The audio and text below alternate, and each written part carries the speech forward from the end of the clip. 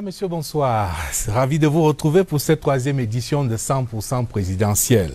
À 5 semaines d'une élection cruciale pour notre pays, la fièvre monte et les candidats se montrent aux électeurs du triangle national et de la diaspora. 100% présidentielle continue de se positionner comme une vitrine pour faire connaître les offres des candidats et permettre aux Camerounais de mieux se déterminer le 7 octobre prochain. Le débat adjuvant de la démocratie est articulé ce soir autour de 3 axes, la promotion de la femme, l'équation de l'entrepreneuriat et les réflexions autour de l'école. Car comme l'écrivait le professeur Marcelin Vunda dans son ouvrage sur le manuel scolaire, un pays ne peut pas être plus développé que son école. Invité au débat ce soir, René Bakota, enseignant, vous êtes le mandataire du candidat à la présidentielle Espoir Matomba du Peuple Uni pour la rénovation sociale. Bonsoir et bienvenue. Bonsoir Aimé Robert, surtout merci de convier le PURS par ma modeste voix à cet exercice républicain. Je salue les copanélistes ainsi que les millions de téléspectateurs de votre émission.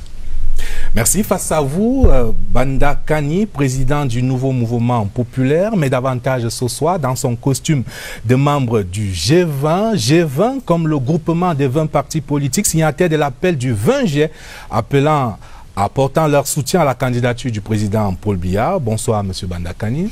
Bonsoir, mon cher Aimé Bijina. Bonsoir à M. Bakota, que vous avez déjà présenté. Bonsoir à vos millions de spectateurs dans le monde entier. C'est pour moi un immense plaisir d'être sur ce plateau. À votre gauche, Mou Walter, porte-parole du mouvement citoyen national camerounais, dont le porte-flambeau pour la présidentielle du 7 octobre est Franklin Ndifort. Bonsoir Monsieur Mou et bienvenue. Bonsoir pour cet plaisir, et c'est toujours un très grand plaisir d'avoir cette opportunité à partager, particulièrement pendant cette période électorale. Et nous avons à présent le plaisir d'accueillir pour la première fois sur le plateau de 100% présidentiel des dames. La première, je voudrais vous la présenter, le professeur Viviane Ondoa Biolé, expert en question de gouvernance. Mes hommages, professeur. Bonsoir, monsieur Aimé Aubert. Bonsoir à vous, chers téléspectateurs, et à ses copanélistes. Bonsoir. L'autre dame de ce plateau, le professeur Fidoline Ngo Nonga, secrétaire général de la section RDPC de Pouma et par ailleurs directeur des infrastructures et de la planification à l'université de Douala, dont se profilait le futur ce matin à Yaoundé sous la présidence du ministre de l'enseignement supérieur Jacques Fandongo. Bonsoir professeur et bienvenue. Bonsoir Aimé Robert, bonsoir chers panélistes, bonsoir Camerounais. Alors, mesdames, messieurs, vous allez retrouver vos rubriques habituelles, le CQFD de Rodrigue Bertrand Tueno, le match des électeurs qui va opposer Jean Takougan du Social Democratic Front à Sa Majesté Alima Yatou, l'amido de Garoua, Jamais sans mon code de Steve Tchega et notre rubrique Followers qui va expérimenter un nouveau format ce soir. Catherine Toulou Elanga a déjà pris ses quartiers dans la salle de rédaction de CRTV News à quelques pas de ce studio 2 du centre de production de la CRTV en Balade. Catherine Toulou Elanga, entourée par une grosse équipe de socionautes, de webmasters, des nouveaux médias, des systèmes d'information, des rédactions CRTV News, CRTV Premium, de la CRTV, pour ne rien rater du débat sur nos plateformes numériques. Bonsoir Catherine Toulou Elanga, et vous me disiez tout à l'heure hors antenne que le débat a déjà commencé sur nos plateformes numériques. Bonsoir Aimé Robert Bina, bonsoir à tous. Effectivement, le débat a commencé sur nos différentes plateformes numériques, la page Facebook de CRTV Web, le site web de la CRTV, mais également la page 100% présidentielle de Facebook. Autant de canaux sur lesquels nos chers internautes pourront communiquer ce soir, pourront réagir au cours de l'émission qui est d'ailleurs diffusée en direct de la page Facebook de CRTV Web depuis quelques minutes. Alors vous l'avez dit tout à l'heure, je suis ici à la salle de rédaction de CRTV News avec la grosse équipe de followers et les membres de CRTV Web avec eux nous allons procéder tout à l'heure à la sélection des réactions des internautes qui auront également la possibilité de poser des questions à nos 5 panélistes qui sont là ce soir. Donc, Aimé Robert Bihina, je vous retrouve dans exactement 50 minutes. Mais avant, je voudrais bien rappeler nos différentes plateformes numériques. Alors, nous avons la page Facebook de CRTV Web, nous avons le compte Twitter de CRTV Web, mais également la page 100% présidentielle de Facebook. Alors, à vous, chers internautes. Merci Catherine Toulelanga. Nous vous retrouvons tout à l'heure. Le temps d'amorcer ce débat avec nos invités en plateau. Mesdames, messieurs, nous sommes au lendemain de la rentrée scolaire 2018. Comment ne pas en parler? Une rentrée scolaire portée par un vent de réformes. La réforme des méthodes avec l'accent mis sur les approches par compétences, APC, la réforme du manuel scolaire avec l'entrée en vigueur du livre unique, la digitalisation des frais exigibles et des contributions des candidats aux examens, la réforme des filières dans le second cycle du secondaire, le tout porté par un concept novateur au ministère des enseignements secondaires, l'école propre. Alors, mesdames, messieurs, je voulais d'abord prendre vos réactions sur l'effectivité de la rentrée scolaire hier au Cameroun. On ne va pas se mentir, une rentrée scolaire marquée par un fort engouement d'un côté, mais de l'autre aussi, de nombreux élèves qui continuent d'être privés de leur droit à l'éducation dans plusieurs localités de la région du nord-ouest et du sud-ouest. D'abord, peut-être la réaction de Mbanda-Kani face à cette situation qui dure et même perdure. Ma réaction est très simple. Nous sommes là en face même des enjeux éducatifs sous le prisme de cette élection présidentielle, à savoir comment éduquer nos enfants dans un contexte où certains compatriotes, entre guillemets, ont décidé de détruire notre pays, de le partitionner.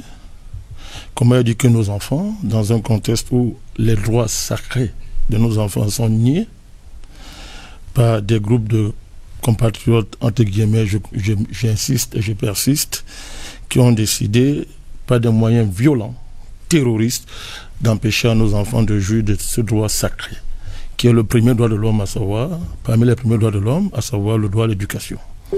Il est important de le rappeler, mon cher Bihina, parce que nous sommes dans un débat politique, une élection présidentielle.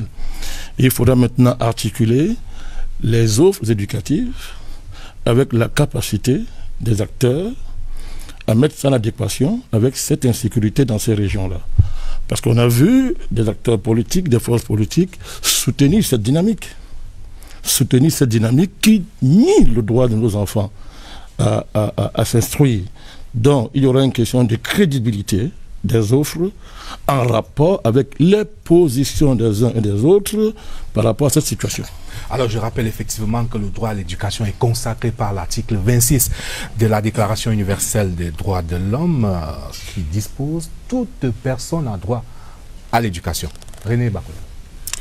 Oui, effectivement, vous l'avez dit à l'entame de votre émission, je suis un enseignant, en même temps un passionné des questions d'éducation. Il est donc évident que c'est dangereux, si vous voulez, d'empêcher surtout à nos enfants d'aller à l'école, même si je ne vais pas rentrer dans le méli-mélo dans lequel M. Mbanda-Kani est entré.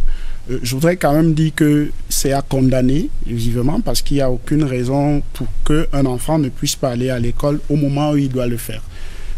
À l'âge de scolarisation, on doit être dans les salles de classe et c'est malheureux de constater cela, mais au-delà, ça doit interpeller pour mille et une choses.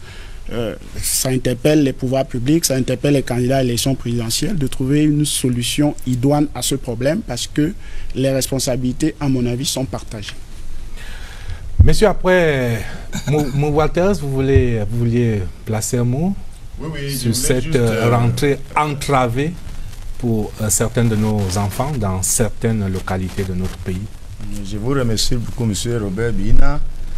Je viens de ces zones de nord-ouest et c'est vraiment désolé que le droit de l'éducation qui est fondamental dans la vie de chaque citoyen et l'enfant est malheureusement en train de traverser ces situations pendant presque 3 ans au Cameroun. Si nous tous ici n'étions pas à l'école, personne ne pouvait être ici pour donner ses contributions qu'on doit donner ce soir pour bâtir notre nation camerounaise. Et nous sommes en train de vivre dans un pays où les leaders ont eu le droit d'aller à l'école, ils ont bien fréquenté, mais pendant 3 ans, à cause de la mensonge, à cause d'irresponsabilité politique et les forces diaboliques, on se trouve là où nous sommes aujourd'hui, à la rentrée d'insécurité, malgré tous les militaires qu'on a au Cameroun, à la rentrée d'insécurité, malgré tous les professeurs de l'université qui gèrent les institutions au Cameroun. Ça veut dire qu'il y a quelque chose qui ne va pas et on a tout fait. Il y a eu le dialogue continue, mais pas de solution. Ça veut dire qu'on a besoin d'une force extra-humaine, qui est la force divine, pour intervenir dans ces problèmes d'éducation, comme tous les problèmes. On va forcément densifier nos réflexions sur cette problématique. Je vous propose, mesdames et messieurs, après cette mise en bouche, une nouvelle mise en contexte de la problématique de ce soir dans notre sujet, CQFD, ce qui fait débat. Rodrigue Bertrand, tu es nous.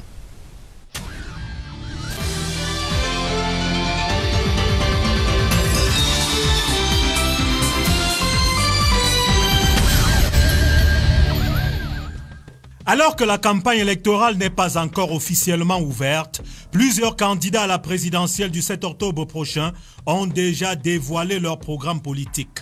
Parmi leur cortège de propositions qui serviront de sérénade aux électeurs, l'éducation et l'emploi n'ont pas été oubliés.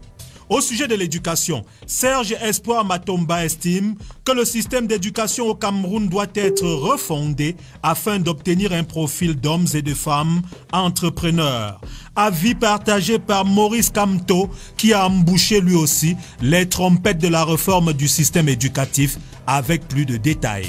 Ainsi, il entend exposer les jeunes élèves au raisonnement scientifique assermenté tôt. Créer des universités qui répondent à l'impérieux besoin d'élever le niveau d'éducation et de formation dans l'ensemble du pays. Il compte créer des centres de métiers et des institutions de formation professionnelle dans chaque chef-lieu d'arrondissement. Encore plus grandes sont les ambitions de Joshua aussi. Dans ses 24 mesures fortes pour 24 millions de rêves, il a prévu l'école gratuite et obligatoire jusqu'à la fin du premier cycle et la suppression de la scolarité dans les universités et les grandes écoles d'État. Le développement des infrastructures et la capacité numérique pour transformer l'enseignement et l'éducation. La fermeture de l'ENAM. Oui, vos oreilles ne vous jouent pas des tours. La fermeture de l'ENAM. La promotion de la science et des technologies pour mettre le système éducatif en adéquation avec les besoins de développement. À l'enseignement supérieur, Joshua aussi prévoit le choix par élection des responsables universitaires, le recrutement systématique des titulaires du doctorat, l'autonomie académique et administrative des universités. S'agissant de l'emploi, peu de propositions à se mettre sous la dent le long des 24 mesures de Joshua aussi. Juste la création d'un SMIC à 160 000 francs CFA sur 5 ans, le doublement du salaire des fonctionnaires. Tout le contraire de Maurice Kamto qui s'engage à mener une lutte acharnée et déterminée contre le chômage. Il affirme qu'il est possible de doubler le nombre d'emplois dans le secteur privé en 3 ans seulement, d'agir sur les secteurs et les entreprises qui offrent les meilleures potentialités d'emploi, structurer le secteur informel pour le rendre progressivement formel. Les experts des questions d'éducation et d'emploi trouvent certaines propositions pertinentes, d'autres pleines d'insuffisances et de zones d'ombre, des observations qui intensifient et vont encore intensifier davantage le débat pendant la campagne électorale.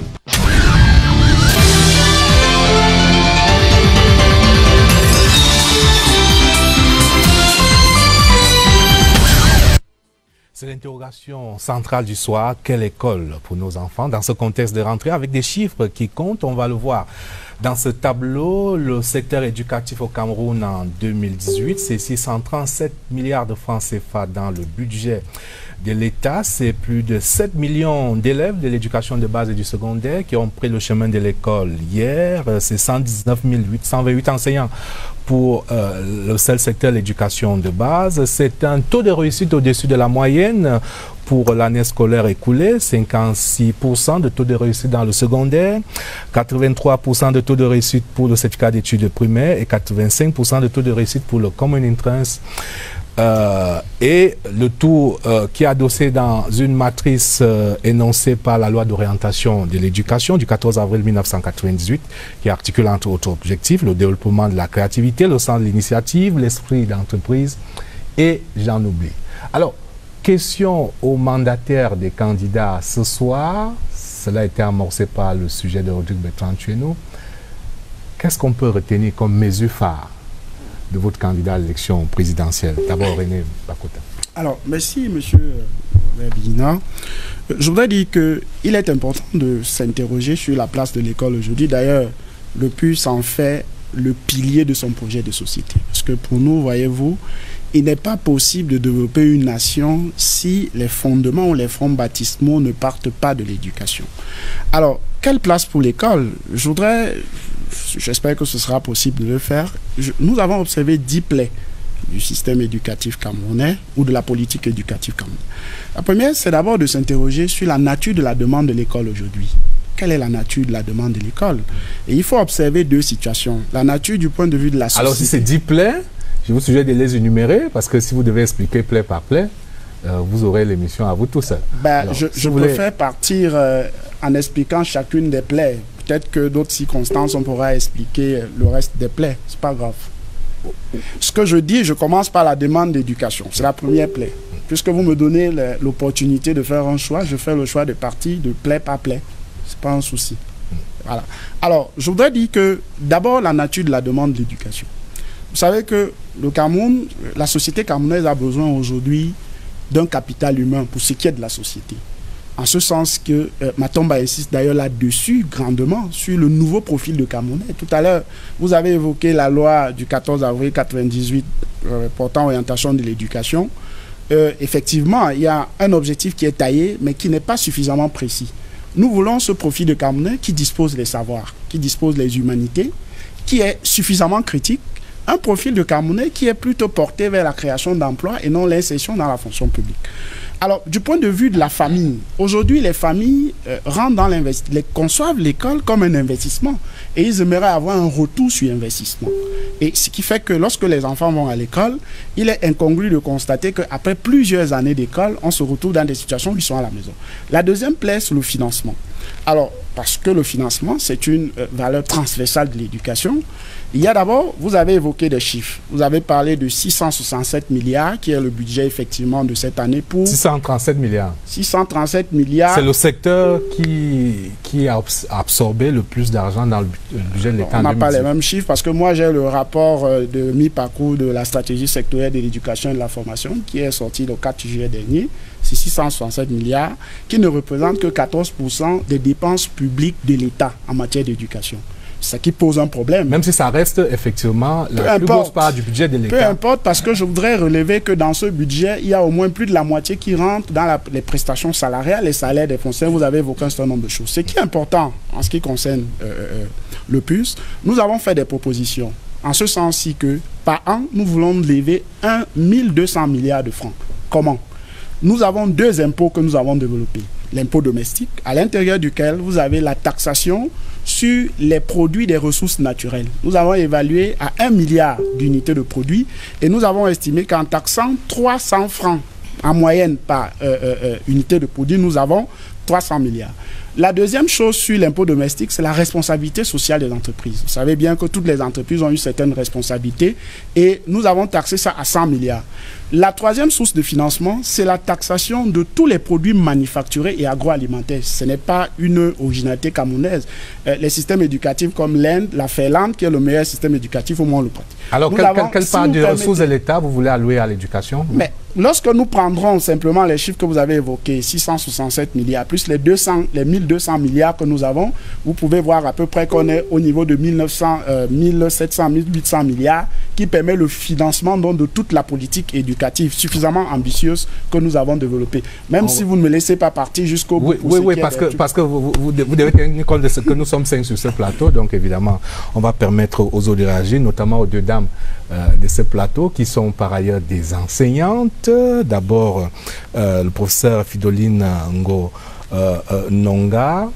Je vais vous demander simplement de répondre à René Bakota sur les offres qu'il formule en estimant que le gouvernement, le pouvoir en place ne fait pas assez, notamment dans l'allocation des moyens, notamment dans les missions de l'école.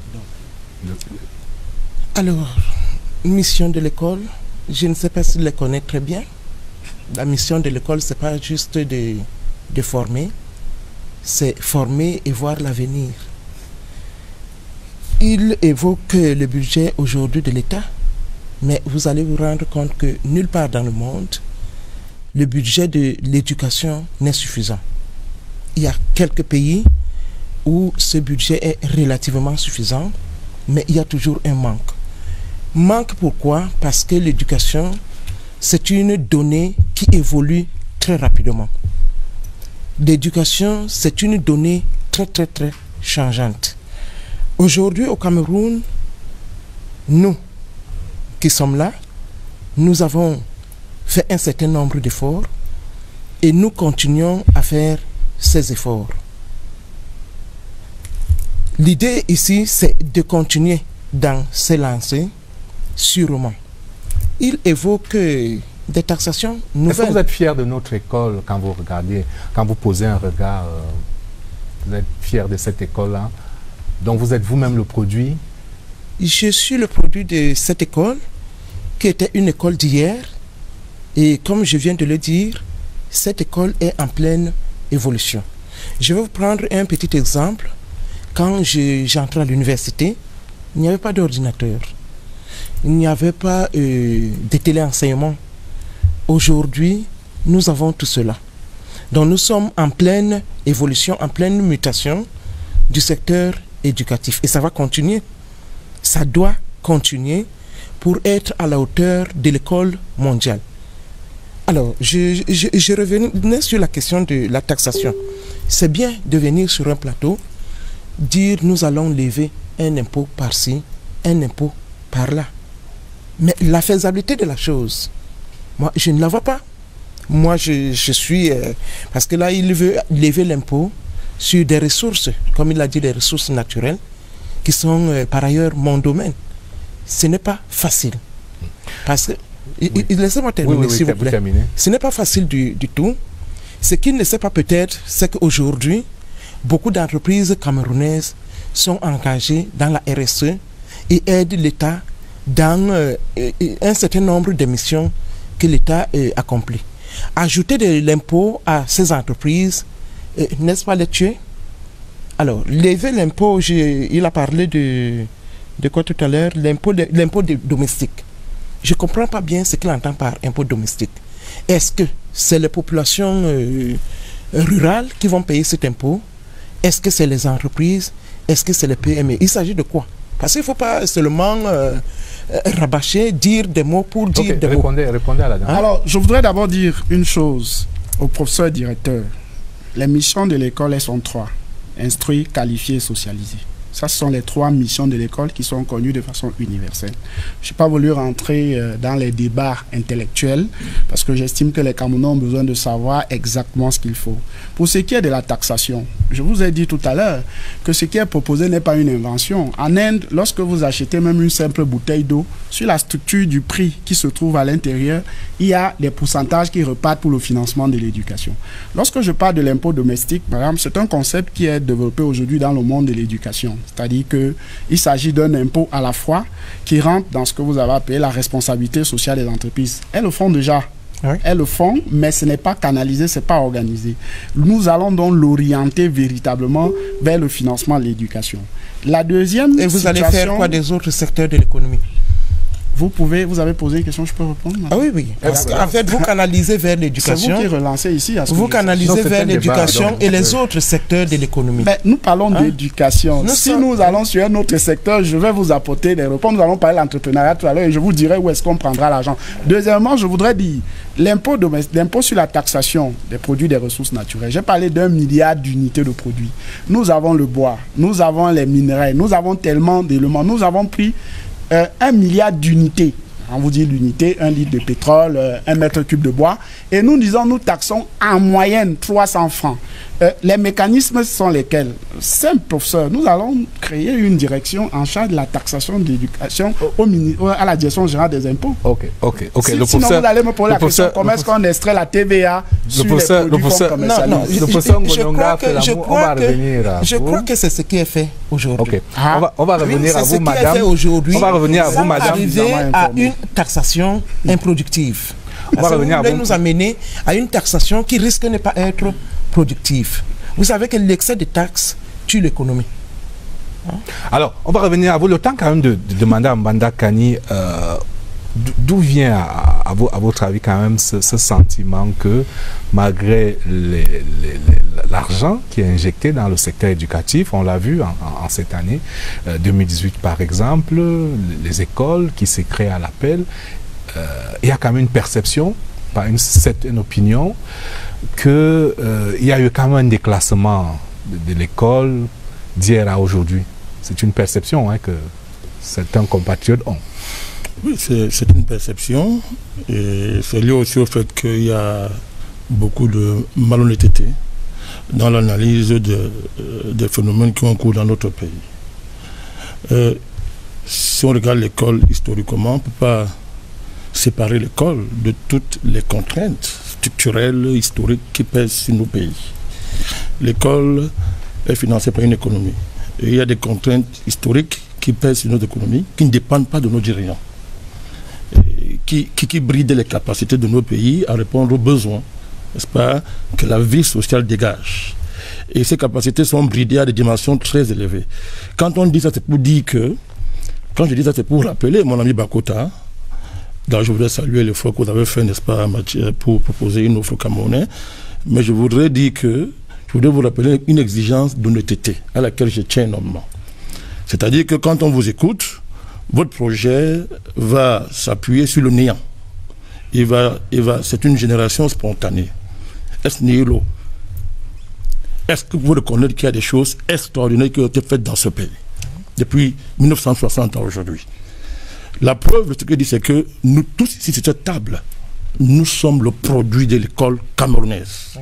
Et vous êtes brillants, je vous regarde, vous êtes très brillants. Cette dame est brillante. C'est une grande dame de ce pays. Aimez qu'elle est brillant. Mon frère ici, brillant. Mais vous n'êtes pas été formé par les anges du ciel. Vous êtes formé dans ce pays, à travers le système qu'il y a dans ce pays. Et reconnaissez au moins honnêtement que des bonnes choses ont été faites pour notre de projet. Vous avez parlé tout à l'heure de 10 plaies. Alors, si je fais comme vous, je vais dire que vous êtes brillant, mais avec 10 plaies sur vous, puisque vous comptabilisez 10 plaies de notre système éducatif. Donc, il faut que nous soyons honnêtes dans l'honnêteté. L'honnêteté parce que, en la suite de ce que je viens de dire, j'ajoute ceci. Notre système éducatif, en particulier le système secondaire, primaire ou secondaire, est basé sur un socle fondamental, le respect de la loi. Tout à l'heure, on a parlé d'une loi d'orientation, votée en 1998, qui organise juridiquement l'école chez nous. Or, tout à l'heure, je vous ai dit que vous avez un problème de crédibilité sérieux, très très sérieux. Vous avez des grands projets, vous convoquez des milliards. Ça suppose que ce pays soit en sécurité. Il n'y a pas d'école à Bamenda et ailleurs. Et c'est organisé par, cette absence d'école est organisée par des compatriotes, en guillemets, qui disent qu'ils sont plus camerounais, qui veulent diviser notre pays. Par rapport à ça, quelle est votre position? Pourquoi je vous demande ça? Parce que demain, si vous êtes au pouvoir, vous allez convoquer la loi pour imposer l'ordre partout. Il faut donc que votre position soit claire par rapport au respect de la loi. Vous êtes enseignant. Clair. Si ce n'est pas le cas, on peut supposer donc que c'est vous qui tirez les marrons. C'est vous qui tirez les ficelles dans cette affaire.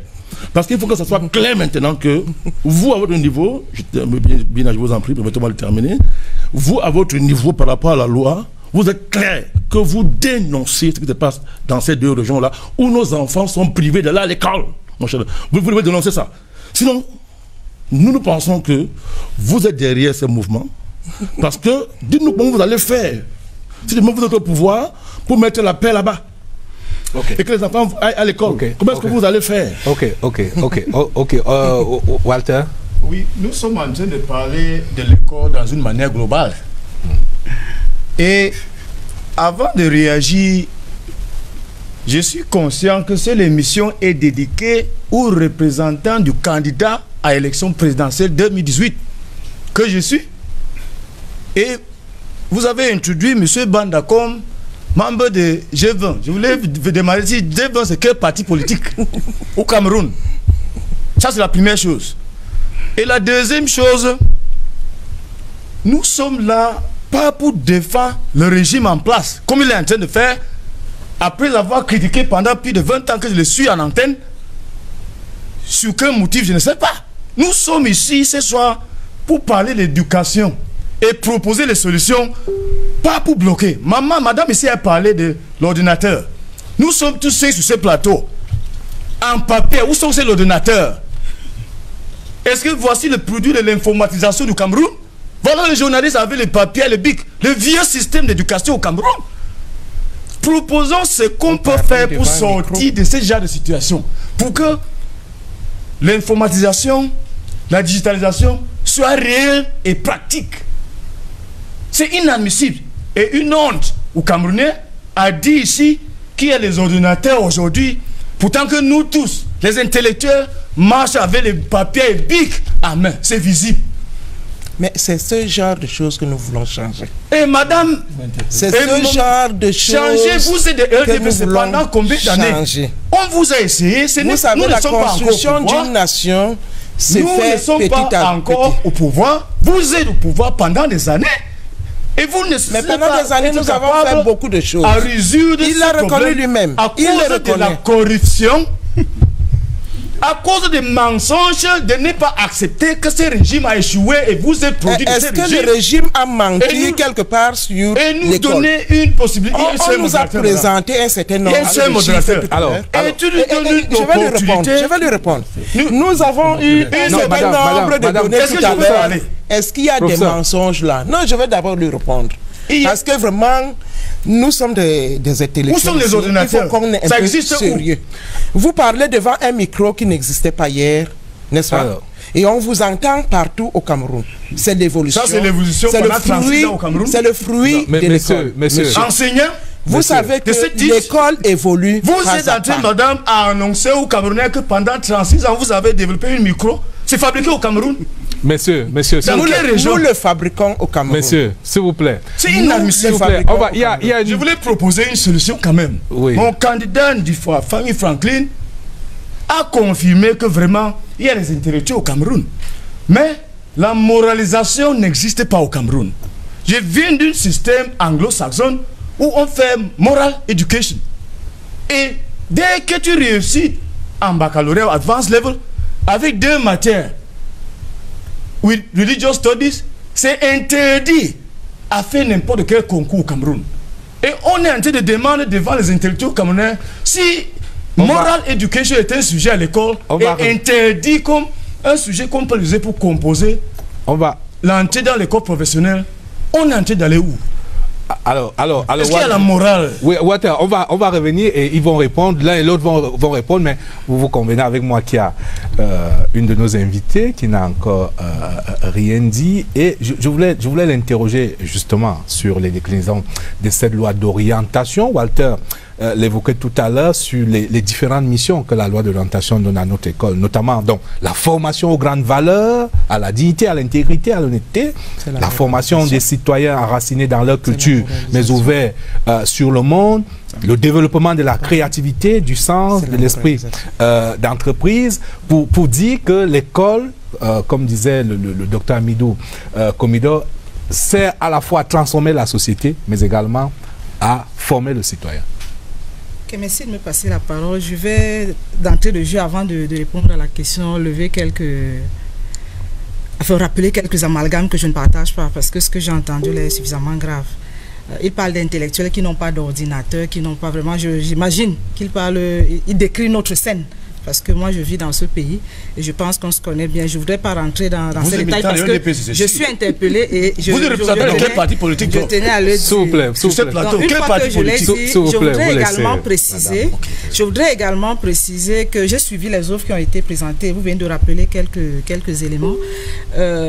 Avant de répondre ou bien de donner mon avis par rapport à ces éléments, je voudrais revenir sur ces offres-là, si vous le permettez. Pour d'abord préciser que lorsqu'on suit ces offres, on est très, très impressionné par les propositions qui sont faites, qui sont des propositions compréhensibles, mais qui, de mon point de vue, peuvent être mieux comprises si ensemble nous partageons un certain nombre de faits. Premier fait, c'est qu'il faut qu'on tienne compte du contexte et qu'on tienne compte des contraintes. L'histoire du Cameroun ne naît pas aujourd'hui. Et pour ceux qui ont quand même suivi l'histoire, n'oubliez pas que nous sortons d'une grande période d'ajustement, 87-2000. Vraiment, de ce point de vue, nous sommes tous là, on doit au moins le reconnaître. Donc nous partons de ce contexte-là. Nous partons également d'un ensemble de contraintes. Alors, une fois que moi je l'ai dit, je voudrais donc revenir sur ces offres. Bon, s'inscrire dans ce contexte. Quand on voit le contexte actuel, qu'il s'agisse de contexte au Cameroun ou ailleurs, le contexte est complexe. Il est turbulent.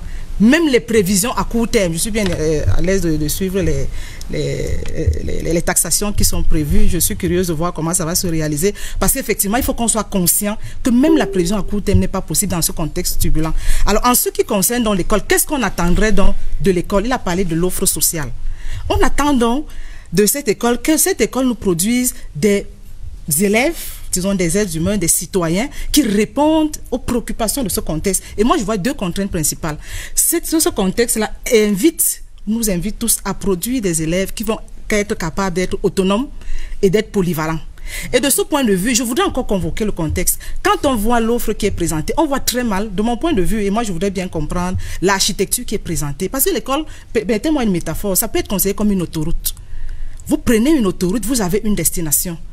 Quand vous prenez l'autoroute, il y a des sorties, il y a des voies. Prenons seulement notre éducation, notre système scolaire. Nous avons 17 ans, si vous ne reprenez pas les classes, pour arriver en terminale. On peut se poser la question de savoir quelle est l'offre qui est proposée. Et quand on suit ces offres-là, on revient à cette préoccupation. Première partie, nous avons l'école primaire. Deuxième partie, l'école secondaire, l'école supérieure. Pour ceux qui ont suivi l'actualité, et je voudrais emprunter leurs chiffres pour rentrer dans cette actualité parce qu'ils ne vont pas proposer les choses sur un terrain vierge. Donc, ils arrivent sur un terrain où nous avons, en ce qui concerne l'école primaire, pour ceux qui ont aussi suivi l'actualité, il y a une réforme de l'école primaire en ce qui concerne l'apprentissage par compétences. Cette réforme a commencé depuis bientôt 5 ans. Deuxième étape, l'école secondaire, nous sommes en réforme. Et à l'université, je crois que nous sommes bien placés pour le dire, et à la réforme de la professionnalisation avec le LMD. On a donc une colonne qui se tient, une colonne vertébrale qui se tient. Maintenant, regardez la réforme qu'il y a au ministère de la formation professionnelle. Toutes ces professionnalisations, prenons notre autoroute. Si vous vous arrêtez au CEPE, vous avez des sorties, vous avez des structures qui vous accueillent pour vous former à nouveau. Alors, ce que moi je voudrais simplement dire, pour revenir à la proposition qui est faite, ils nous ont dit, ils vont proposer un profil. C'est tout à fait pertinent. Et de ce point de vue, on prend le contexte, on se dit quel est le profil du Camerounais demain, et on peut engager le débat là-dessus. On a ces deux contraintes, il faut des personnes autonomes, il faut des personnes, la professionnalisation a déjà été proposée, et qu'est-ce qu'on propose en plus? Ça, c'est la première chose. Deuxième chose, moi j'ai suivi également là, en ce qui concerne les structures de formation qui sont créées dans tous les arrondissements. Très bonne proposition. Faisabilité financière. Moi, je pense que toutes ces propositions sont pertinentes à condition qu'elles soient assises sur une architecture connue. Le contexte, lui, est connu. Les contraintes sont là. Ce qui peut gêner, c'est que ces contraintes-là, ces propositions sont parfois désincarnées. Parce qu'à un moment donné, quand on nous dit, voilà la contrainte financière, voilà le programme de facilité avec le Fonds monétaire, et compte tenu de ces contraintes, voilà ce qui est faisable. Tant que cette démonstration n'est pas faite, c'est très difficile. Je voudrais quand même chuter sur un point qui manque dans toutes les propositions qui ont été faites. C'est que lorsqu'on voit le parcours de l'enfant qu'il vante tant, tous les psychologues arrivent à nous dire que l'enfant est sauvé les 1000 premiers jours, c'est-à-dire les 3 premières années. Quelle est la politique de la petite enfance qui est proposée? Parce qu'en fait, quand on parle du Camerounais de demain, c'est celui qui a 2 ans aujourd'hui. Nous, on va faire des rattrapages. Mais par rapport à cette petite enfance, qu'est-ce qui est prévu comme programme? Moi, j'ai suivi tous les programmes, j'ai lu les programmes. Jusque-là, je n'ai pas vu quelque chose de concret. Pour la petite enfance, vous avez la parole. Qu'est-ce qui est prévu? Et ce serait intéressant de voir comment cette petite enfance est protégée. Parce qu'après 3 ans, après 5 ans, il faut dire qu'on aura quand même des difficultés. Le phénomène de l'enfant de la rue, il faut bien adresser ce phénomène lorsqu'on parle de l'école. Maintenant, on a le phénomène de l'adulte de la rue. Ce sont des contextes qu'il faut intégrer dans vos propositions. On a aussi le phénomène des grossesses précoces. C'est ça. Qui cause une des... Donc il y a toutes ces contraintes-là qu'il faut encadrer pour que ces propositions puissent avoir un fondement qui nous permet de comprendre, de mieux articuler. Grossesse précoce cause beaucoup de décrochage de la jeune fille qui sort du système.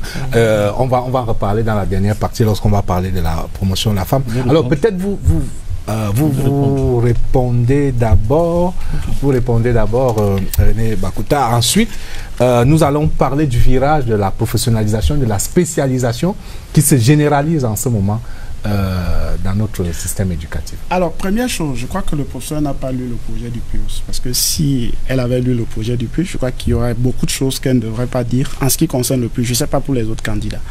La première chose, je l'ai dit clairement ici, le profil d'homme à former, nous l'avons taillé. C'est un profil, c'est une personne qui dispose des savoirs. Savoir-faire, savoir-être, savoir-savoir. Mais quel savoir? Attention. Quel savoir par rapport à ce contexte? C'est ce que nous disons aujourd'hui. Qui n'existent pas aujourd'hui. C'est des principes que nous appliquons aujourd'hui. C'est ce qui est intéressant. Sinon, les savoirs, on les a dans toutes les écoles. C'est ça. Ce n'est pas une nouveauté. Savoir-faire. En fait, on veut mieux comprendre. Vous prenez monsieur en sandwich, là? Non, en fait, on souhaite qu'il soit clair, en fait. Simplement pour comprendre. Ce qui est certain, c'est que nous sommes plus clairs que les objectifs de la loi de 98. La deuxième chose, nous l'avons dit ici, c'est que pour les parents ou pour les familles, l'école, c'est le retour sur investissement. Je ne suis pas allé plus longtemps. Madame, est-ce que vous allez me laisser parler finalement? Ça n'a pas changé. Je veux savoir ce qui est nouveau. Je peux continuer? Bien sûr. Ah, d'accord. Alors, pour ce qui est donc de la forme, pour le retour sur investissement des parents, la première chose sur laquelle il faut insister, je n'ai pas voulu rentrer dedans, c'est la formation. Nous avons dit, Serge Espoir Matomba l'a rappelé plusieurs fois, nous allons développer au niveau de l'enseignement secondaire, pour le lycée notamment, pas le collège, ce sera 70% enseignement professionnel et 30% enseignement général. Comment? Nous allons développer plusieurs lycées professionnels, 58 lycées agricoles, 58 lycées culturels, 35 lycées des métiers de bois. Pour la simple raison qu'il y a un rapport de la Commission nationale des forêts du bassin du Congo qui montre que pour un pays comme le Cameroun, on peut générer 500 000 emplois pour ce qui est des métiers de bois. Au niveau des autres réformes que nous allons apporter, il y a un niveau d'enseignement qui n'existe pas au Cameroun, l'enseignement postsecondaire non supérieur, qui est en réalité un niveau d'enseignement qui est consacré aux certifications. Alors, avec les entreprises, nous verrons justement, lorsque nous allons revenir dans l'entrepreneuriat, voir comment ça va se passer. Je voudrais répondre par rapport à la petite enfance. Pour ce qui est de la petite enfance, vous savez que c'est un niveau d'enseignement qui n'est pas formel au Cameroun, puisqu'il est sous la charge du ministère de la Promotion de la Femme et de la Famille depuis janvier 2017. Permettez-moi, madame.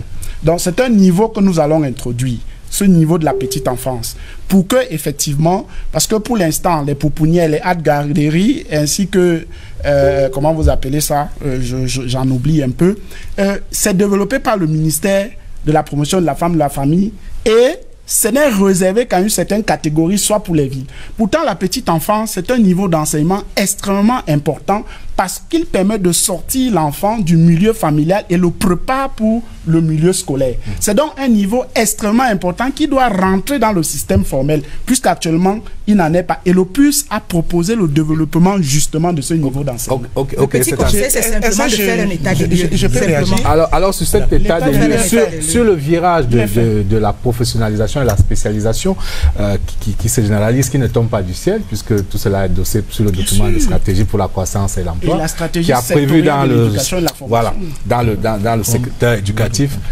Vous tenez à répondre. Non, je voulais réagir. Alors là, on va sortir de l'axe de l'école. Je vais aller à deux niveaux. Oui. D'abord, pour Mme Bakouta, parce que je l'aime beaucoup. Il est très généreux dans les propositions. Vous n'aimez pas votre voisin de gauche? Si, je l'aime beaucoup. Ah, okay. Donc, vous avez dit que... Il vaut mieux. Non. Je maintiens tout à l'heure ce que j'ai dit à deux niveaux. La crédibilité de vos offres. C'est ça. Il y a un problème de crédibilité. Vous savez combien de temps il faut mûrir une réforme? Si vous niez l'existant, si vous ne reconnaissez pas... Mais qui a nié l'existant? Laissez-moi parler. Laissez-moi parler. Il faut le dire. Si vous niez l'existant, si vous ne l'étudiez pas suffisamment, et que vous habituez les gens à dire qu'il n'y a rien, et que vous allez commencer par réformer, il faut combien de temps pour mûrir une réforme dans les conditions actuelles, mon cher ami? Combien de temps pour mûrir une réforme de l'envergure que vous voulez implémenter? Combien de temps?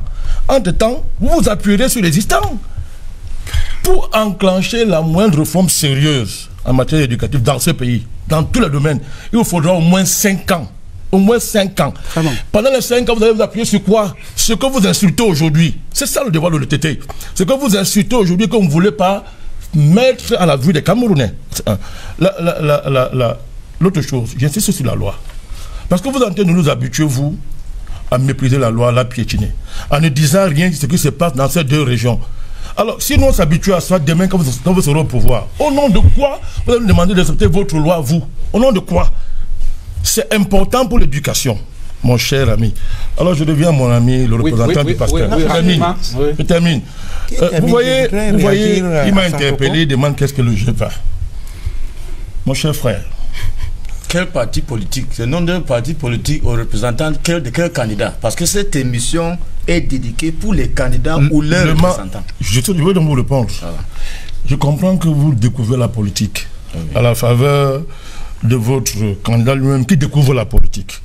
Et que vous ne comprenez pas l'importance des alliances en politique. Alors c'est inquiétant pour vous que vous gouvernez le Cameroun. Maintenant, vous ne le ferez pas le Saint-Esprit, comme votre candidat le dit, il convoque beaucoup le Saint-Esprit, c'est bien. Mais je ne comprends pas comment est-ce que vous, avec un parti si jeune, si vous êtes président, vous aurez besoin des alliances. Tout à fait.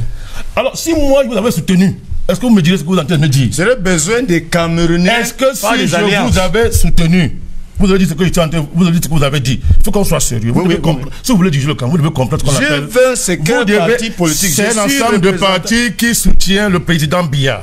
Et si vous êtes candidat, vous devez le savoir. Vous devez le savoir. Je suis en train de vous répondre. C'est répondu, ça va. Mais j'assume ça. Vous savez pourquoi j'assume ça? Mais il fallait qu'on vous introduise comme ça. Vous savez pourquoi j'assume ça? Ça ne m'intéresse pas. J'assume ça parce que le président Biya que vous avez insulté pendant des années.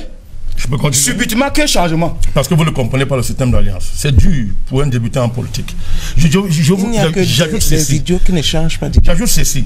Je soutiens le président Biya parce que pour le cas d'espèce, votre candidat, pour que j'ai du respect vous-même, vous avez pu arriver à ce niveau d'offre que vous êtes arrivé aujourd'hui en bénéficiant des efforts de ce président qui a multiplié un système scolaire qui vous a formé et qui a formé vos pasteurs, et qui a formé les membres de votre parti. Comme tous les Camerounais. Voilà, pas le président. Le président aussi a été éduqué. Qui vous a formé? C'est Dieu qui Monsieur Banda. Non, c'est le président Biya qui a payé le fait de ma scolarité. Qui a la tête de ce pays. Qui a payé le fait de ma scolarité. Monsieur Banda. Qui a multiplié. Parce qu'il m'interpelle, c'est grave. Il m'interpelle sur mes choix en matière d'alliance. Je voulais lui expliquer ça. Je voulais lui dire que je suis fier de soutenir le président Biya. Tout à fait. Fier parce qu'il a un bilan. C'est normal. C'est entendu, monsieur Banda. Il a construit plus d'établissements scolaires dans ce pays. Les Camerounais voulaient savoir. On a construit depuis la période coloniale à 1982. Donc c'est entendu. C'est entendu. Je voudrais vérifier. C'est entendu. Laissez-moi ça. C'est entendu. Vous dites pas ça. Il faut être honnête. C'est entendu, monsieur. Depuis la colonisation jusqu'à aujourd'hui, jusqu'à 82, le président Biya a construit plus d'écoles, d'établissements scolaires que le colon et tout ce qui s'est passé de 60 à 82. Dites-le. Vous dites que c'est vrai. Dites-le au Camerounais. C'est une vérité. C'est entendu. Monsieur, un peu d'ordre s'il vous plaît. Alors, on revient, monsieur, au fil rouge de notre débat. Monsieur Banda, vous pouvez me suivre. On va revenir au fil rouge de notre débat sur l'école. Parce que je voudrais... Oui, madame. Non, je voudrais juste revenir sur la proposition qui a été faite en ce qui concerne les enseignants qui vont accompagner cette offre-là. Parce qu'il ne faut pas l'oublier. Quand il parle de la petite enfance, quand on dit par exemple de faire l'état des lieux, il faut faire l'état des lieux des travailleurs sociaux. Vous avez les anciens, c'est pas évident, faites cet état des lieux et donnez le chiffre. À ce moment, l'offre est claire. Et ça permet justement de voir cette migration qui est tout à fait intéressante, mais qui peut être complètement désincarnée si cette démonstration n'est pas faite. Nous partageons ces points de vue, mais à un moment donné, il faut simplement que cette structuration et cette cohérence-là soit établie au-delà simplement de l'annonce qui est faite. Alors, pour ça, moi j'ai une question pour vous, parce que il faut qu'on avance. Je voulais d'abord réagir il faut qu'on avance. Non, madame, à son intervention. Il faut qu'on avance, s'il vous plaît. Il nous parle d'investissement. Je peux vous poser une question? D'investissement. Laissez-moi d'abord répondre, disons d'interpeller. Il nous parle d'investissement, de retour d'investissement. Il s'agit d'un retour d'investissement pour qui? Pour le Cameroun ou pour les familles? Parce que ça doit être clair pour les Camerounais. C'est-à-dire ces électeurs demain qui vont élire son candidat. Est-ce que ces électeurs qui vont élire son candidat, ils doivent être au courant qu'ils ont un retour d'investissement? Alors, quand on parle de retour d'investissement, ça veut dire qu'il y a d'abord un investissement. C'est-à-dire qu'ils vont être appelés à dépenser un peu plus qu'aujourd'hui. Mais nous connaissons la situation des Camerounais aujourd'hui. Non, je ne sais pas pourquoi. Alors, madame, maintenant, moi, je vais vous poser ma question. C'est vraiment des questions simples d'économie. Quand les gens n'ont pas suffisamment de moyens, vous ne pouvez pas vous permettre à tout moment d'augmenter soit la taxation comme vous voulez le faire, soit ce que vous appelez investissement. Nous savons qu'aujourd'hui, l'État investit, ça devient un investissement social.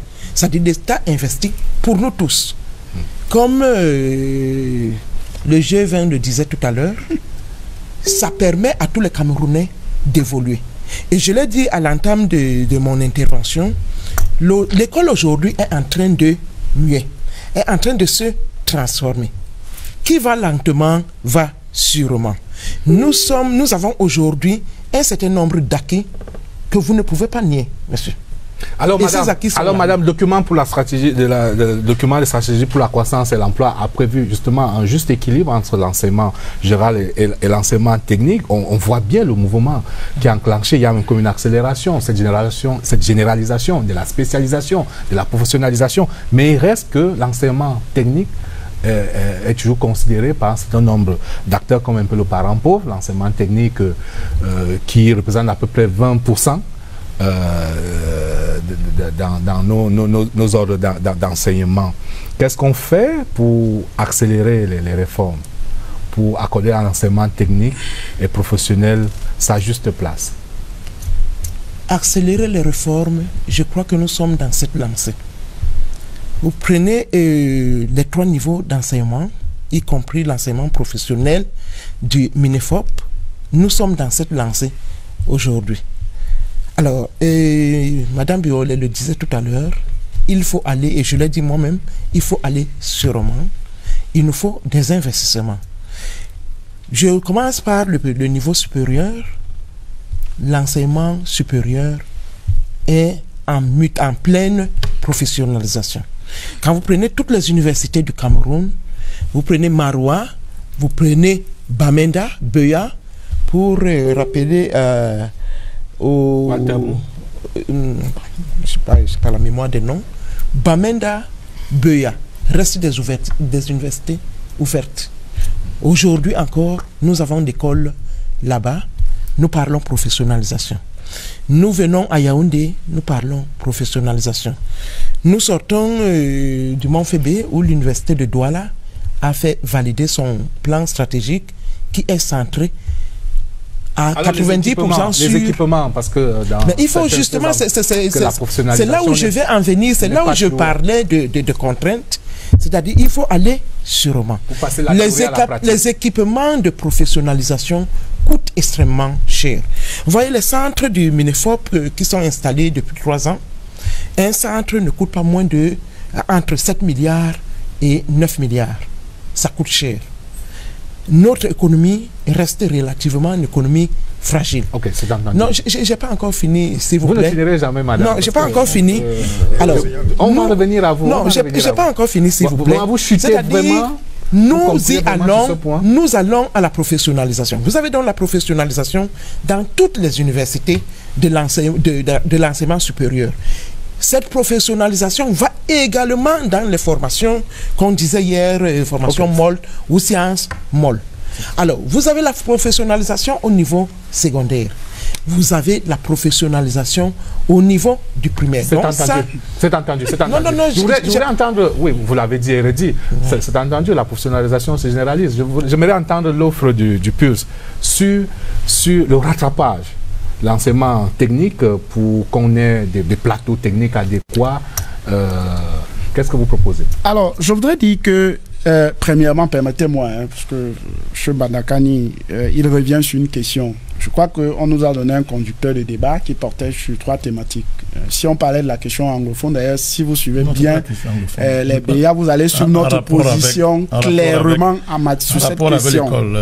Alors, la situation d'école, je vous respecte. Il y a aujourd'hui un concept, s'il vous plaît, aujourd'hui il y a un concept qui est développé dans le milieu d'éducation, l'éducation en situation d'urgence, qui est un concept bien développé. Pourquoi l'urgence? Mais il faut parce qu'il y a justement des problèmes à ce niveau-là. Enseignant, vous allez rappeler ça demain la primauté de la loi. Vous allez rappeler ça. On va devoir passer à autre chose. Bon, pour ce qui est de la professionnalisation, nous avons dit tout à l'heure que dans le projet de société du PURS, l'enseignement secondaire doit être transformé en 70-30, c'est-à-dire qu'il faut inverser les rôles.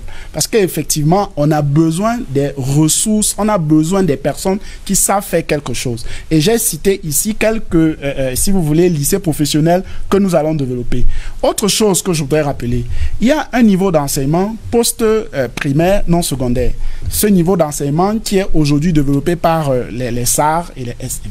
Observez, M. Bina, de plus en plus, nous sommes dans des couples où le parent, si vous voulez, le mari et la femme travaillent. Et nous laissons nos enfants parfois à des personnes qui n'ont pas suffisamment le recul et la compétence nécessaire. Et on a tellement de situations qui se produisent. Nous avons dit dans notre projet que ce niveau d'enseignement, on va le reformer de telle sorte que on forme les enfants pour 2 ans. On les prépare justement pour pouvoir tenir une maison, savoir accompagner le développement d'un enfant. Et j'ai évoqué également un niveau d'enseignement qui n'existe pas au Cameroun, c'est-à-dire que le niveau d'enseignement post-secondaire non supérieur, qui est celui des certifications. Ça veut dire qu'après votre baccalauréat, vous n'avez pas besoin d'aller à l'université avec une certification de maximum 1 an. Aujourd'hui, 6 mois, vous avez une certification, vous savez faire quelque chose de précis. Alors, vous savez que le Fonds national de l'emploi existe pour les formations dont vous parlez, en ce qui concerne les dames de ménage. Et... Pour ça, l'état des lieux vous savez, quand vous dites ce que vous dites, il faut également dire aux Camerounais l'impact qu'ils ont au quotidien de toutes ces politiques que vous développez. Non, ce qu'on veut dire, c'est on parle de là pour faire des propositions qui permettent d'améliorer. Qui sortent de nulle part. Je voudrais peut-être faire je voudrais faire cher à l'économie alors que l'économie est fragile. C'est dans cette dynamique. Je voudrais faire une précision, si vous permettez. La précision est celle-ci. Nous, au sein du PURS, il y a une façon de faire. Vraiment, nous n'aimons pas rentrer dans les débats de ce qui ne va pas. Parce que le Camerounais ordinaire sait exactement ce qui ne va pas. Nous sommes dans la perspective des propositions. Parce que c'est pour nous, c'est ça qui est le plus important. Il faut faire des propositions réalistes. Chaque fois que je fais des propositions réalistes. J'ai une question pour le professeur Biolé. Il faut faire des propositions réalistes. Le poste, ça va générer de mettre davantage, d'injecter davantage de l'argent dans le secteur éducatif. Le pouvoir en place le fait déjà. Manifestement, ce n'est pas suffisant. Mais alors maintenant, le prix à payer, parce qu'on constate qu'en même temps, le Camerounais veut que l'école soit gratuite. On voit déjà combien l'université est subventionnée. Si on doit faire le ratio entre les 50 000 francs que les étudiants payent et le coût réel de la formation. Mais on sent bien qu'il va falloir peut-être payer davantage pour l'éducation, pour bien se former. Est-ce qu'on va aller vers une dérive libérale Monsieur Robert Bina, je pense que ce qu'il faut saluer déjà dans toutes les offres qui ont été faites, c'est que l'objectif ou bien l'intention, c'est d'améliorer les conditions. Et de ce point de vue, c'est une intention qui est partagée par tous les candidats. Et il n'y a pas de débat là-dessus. Maintenant, vous abordez la préoccupation de la contrainte et de la cohérence. Parce que ce sont les deux éléments qu'il faut mettre sur la table. Il faut que l'architecture soit suffisamment claire. Et je crois que la démarche est connue, sauf si nous n'avons pas fait le même parcours. C'est vrai. Il y a une démarche d'abord de diagnostic, d'analyse et puis de proposition. Moi, je suis d'accord avec toutes ces propositions qui sont pertinentes et qui visent à améliorer les conditions. Mais maintenant, comment asseoir ces propositions-là dans un dispositif cohérent partant de l'existant? Et moi, je dis, il n'y a aucun parcours que ce soit sur cette terre, bon, je ne suis pas encore allé au paradis, qui soit complètement négatif et qui soit complètement positif. Donc l'objectif ici, c'est de faire comprendre comment ça va se mettre en place. Vous évoquez la préoccupation du financement. Il y a plusieurs gymnastiques qui sont proposées. Il y a la taxation, il y a, bon, je ne sais pas où est-ce qu'on va prendre de l'argent. Il y a l'investissement des familles. Mais je pense que les intentions sont bonnes. Je ne vais pas parler d'investissement. Les intentions sont bonnes, mais elles peuvent être complètement alors ma dernière question, et puis ma dernière question sur ce sujet va être quand même pour les enseignants. Il faut quand même qu'on dise un mot sur les enseignants. Et je voulais citer le ministre français actuel de l'Éducation, Jean-Michel Blanquer, qui dit qu'un pays qui va bien est un pays qui aime et considère son école et dont les professeurs se sentent aimés. Alors, madame, comment montrer davantage d'amour à nos enseignants qui se sentent parfois mal aimés? Mal aimés, moi je suis enseignante. Je ne suis pas mal aimée. C'est pas si Viviane se sent mal aimée. Nous ne sommes pas mal aimés. Nous sommes, pas toujours. Oui, nous sommes dans une logique, nous le comprenons, de contraintes. Il se trouve que, en plus, moi je suis économiste, je ne peux pas demander plus que ce qu'on peut me donner. Alors, nous avons exactement ce que nous voulons. Je le dis et je le répète, les conditions même de travail sont en train d'évoluer. Qu'est-ce qu'un enseignant attend? Un enseignant attend faire son travail. Pour faire son travail, il faut qu'on lui offre des conditions adéquates de travail. Depuis une dizaine d'années aujourd'hui, ces conditions s'améliorent année après année. Avec tous ces grèves de ceux qui sont à l'école normale, madame. Peut-être nous ne sommes avec pas tous ces grèves, maman. Peut-être nous ne, les jeunes enseignants nous ne sommes pas encore à l'optimum, mais ça s'améliore année après année.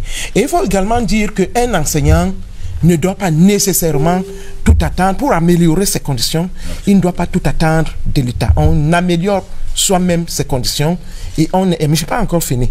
Et on est aimé. Vous nous demandez comment être bien aimé. L'État nous aime. L'État nous aime. Il nous revient à nous de bien utiliser ce que l'État nous offre. Il y a des manquements, certes, mais ces manquements vont se combler au fur et à mesure. Alors, et pourtant, il y a une fuite des cerveaux dans les rangs des enseignements. Elle est tellement poussée que le Premier ministre a dû, jeudi dernier, rappeler au ministre en charge. Non, une mobilité, pas une fuite des cerveaux. Une mobilité au niveau oui, on appelle ça fuite des cerveaux. Je l'appelle fuite des cerveaux parce que souvent chez les enseignants, oui, on cherche les enseignants dans les écoles, ils n'y sont pas, ils vont ailleurs, et ils vont ailleurs. Ils servent l'État. Ils vont ailleurs. Ils servent l'État. Ils servent l'État, mais le Premier ministre a rappelé au ministre en charge de rappeler les enseignants à leur responsabilité. Mais c'est pas, sans vous couper, c'est pas le choix des enseignants. Parce que là où ils servent l'État ailleurs, on demande qu'il y soit. Vraiment, quand un enseignant sort, par exemple, de l'école normale... C'est pas le choix des enseignants de partir? Quand un enseignant sort de l'école normale, il ne demande pas prioritairement d'être affecté dans un ministère. Oui, laissez M. Walter parler, puis vous allez conclure sur ce sujet, puisque vous êtes enseignant. Oui, vous avez la parole.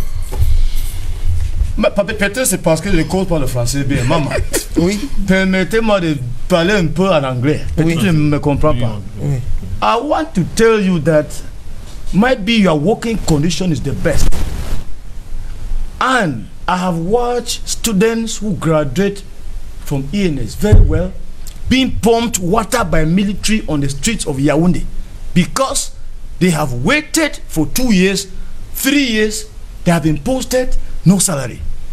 And there is a network in the Ministry of Public Service where you must bribe, publicly bribe with a negotiation of percentage to have money before they can be able to wear a clean dress to be presented before children, to pay rent to be presented before children. Can we have effective education where teachers don't eat? They are there watching. You are a model. You are not representing yourself here. You are representing all these young children who are coming from school, who are your grandchildren. And you say this state love teachers. Are you honest, madam? Oui. To yourself and to God? Oui. No. Oui. Alors, President Paul Biya have never said so himself even. So you are misrepresenting him.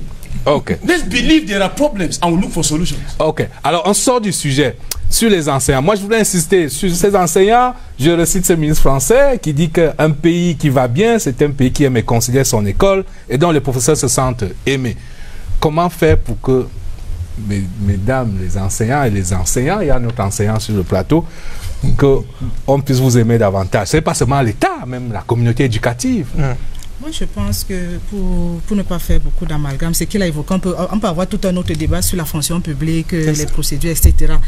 Si le cas qu'il présente est réel, je pense que ça relève d'un autre débat et il peut avoir autre chose à dire là-dessus. Maintenant, en ce qui concerne les enseignants, la préoccupation n'est pas seulement celle des enseignants, peut-être on va dire c'est une préoccupation sociale qui à un moment donné doit être revisitée. C'est pour ça que moi je pense, en tant qu'enseignante et en tant que je voulais dire responsable, nous sommes tous des responsables. Il y a une invite au travail. Parce qu'en fait, l'argent vient d'où? Du travail. L'argent vient d'où?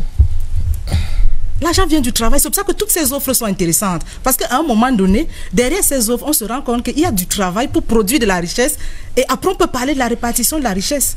Donc, c'est tout le débat qu'il faut poser. Peut-être qu'on aura le temps d'en parler. Les enseignants, c'est vrai, c'est une catégorie socio-professionnelle. Les enseignants ont des récriminations, il y a un problème. Au sein de la question de la rémunération. Les gens estiment que, pas les gens estiment, les gens peuvent estimer que c'est bas, les salaires sont bas par rapport au coût de la vie. Je pense que c'est un débat qu'on peut effectivement approfondir et les enseignants, dans ce cadre-là, peuvent avoir des préoccupations qui mettent sur la table et qui peuvent être débattues. Ce que moi je voudrais simplement dire, pour ne pas simplement rentrer dans un espace qui est un espace, je voulais dire idéal ou idéal, qui n'existe pas, c'est qu'il y a un environnement, il y a un dialogue social, il y a des syndicats, et de ce point de vue, ce qu'il dit, les syndicats se saisissent la question et il y a en permanence une négociation qui doit exister entre les différentes parties prenantes.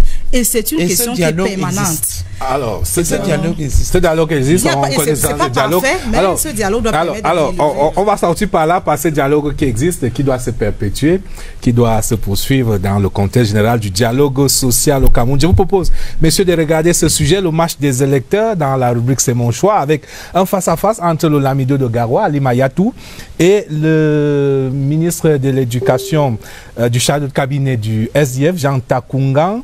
Il parle des atouts de leurs candidats respectifs, mais aussi de la bataille du Grand Nord qui se profile dans cette élection du 7 octobre. C'est mon choix.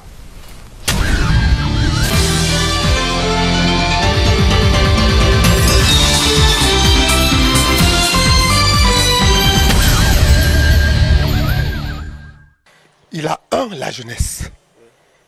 Il a 2, la compétence. 3, il a l'expérience. Et c'est pour ça que nous, au SDF, on a décidé de le mettre devant. Le fort du SDF, c'est égalité de chances à tout le monde, pouvoir au peuple. Or, jusqu'à présent, il y avait le pouvoir à une petite élite. Pour nous, nous sommes communautaristes. Nous travaillons pour l'intérêt de notre communauté, pour l'intérêt de nos populations, pour l'intérêt de notre région et pour l'intérêt du Cameroun. Nous pensons que le président Biya, pour le moment, reste le meilleur modèle pour nous. L'expérience joue un grand rôle. Le président Biya a ce privilège tout particulier de connaître l'administration camerounaise de A à Z. Le président Biya a une grande formation humanitaire, il a une grande formation intellectuelle universitaire. Si bien que, quel que soit le cas de figure que nous pouvons prendre dans la perspective du développement d'un pays, il répond parfaitement à un certain nombre de paramètres objectifs. Vu son niveau intellectuel, vu son expérience, vu son passé et vu son comportement humanitaire au sein des populations camerounaises, parce que il y a quelque chose que je dois vous dire d'une façon claire, la paix n'a pas de prix. Nous, dans nos grandes traditions de Garoua, dans nos grandes traditions en tant que peuple de Garoua, nous disons que c'est quand la paix existe qu'il y a même la religion.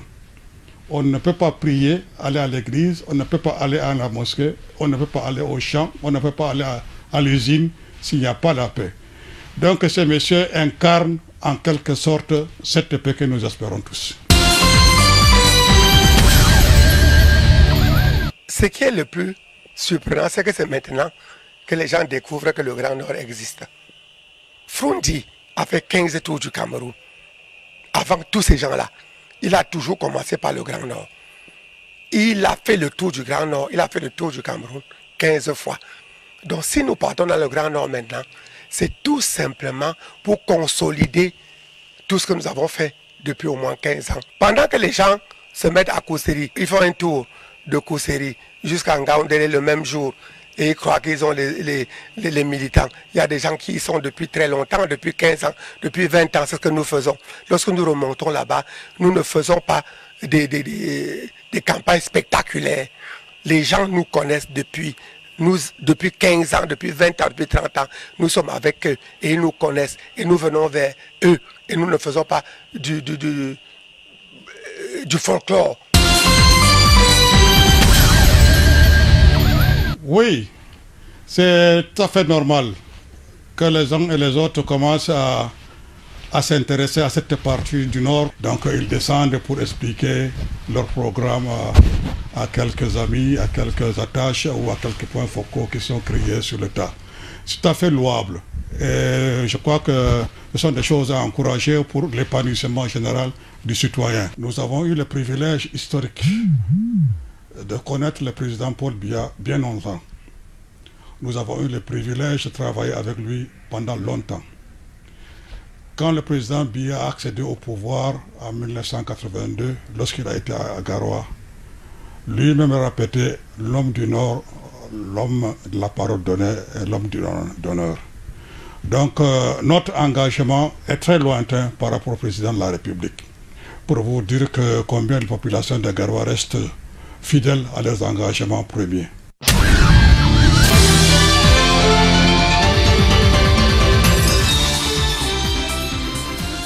Alors, un grand enjeu de cette élection qui se profile, la question de l'emploi, que l'on peut aborder sous l'angle de l'entrepreneuriat. Et je rappelle quelques statistiques de l'Institut national de la statistique qui proviennent de la deuxième recensement général des entreprises, les PME, et TPE, en quelques chiffres, plus de 209 000 unités économiques identifiées au Cameroun, qui représentent 90% du tissu économique du pays, 35% de contribution au PIB du Cameroun. Malheureusement, ces entreprises ont une espérance de vie de moins de 10 ans. Elles disparaissent très rapidement, avec un taux de chômage qui peut sembler contrôler les 13%, mais parce que derrière se cache au moins 70% 70 à 90% de sous-emploi.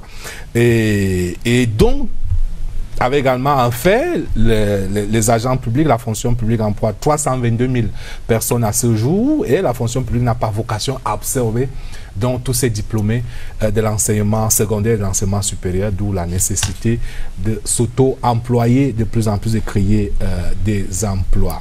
Alors, il y a tout d'abord comme un verrou psychologique à faire lever, professeur Viviane Ondouabiwele. Il y a comme un schéma mental qui a longtemps prospéré de ce que on va à l'école, après on présente au concours d'une grande école, on est intégré dans la fonction publique, on mène sa carrière. Et comment réussir le basculement qui a amorcé, de lever ce verrou psychologique, de prendre des risques, de créer des entreprises. On parle là des jeunes diplômés. Alors moi, ce que je veux dire, c'est que c'est une perception qui est entretenue, je ne sais pas par quoi. Parce que quand vous voyez ce qui se passe dans les systèmes éducatifs, d'où viennent les entrepreneurs?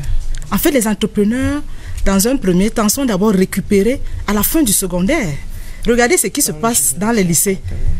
Ce ne sont pas des générations spontanées. Vous avez des élèves qui obtiennent leur bac C, par exemple. Ils sont brillants, ils entrent dans les cycles d'ingénieurs.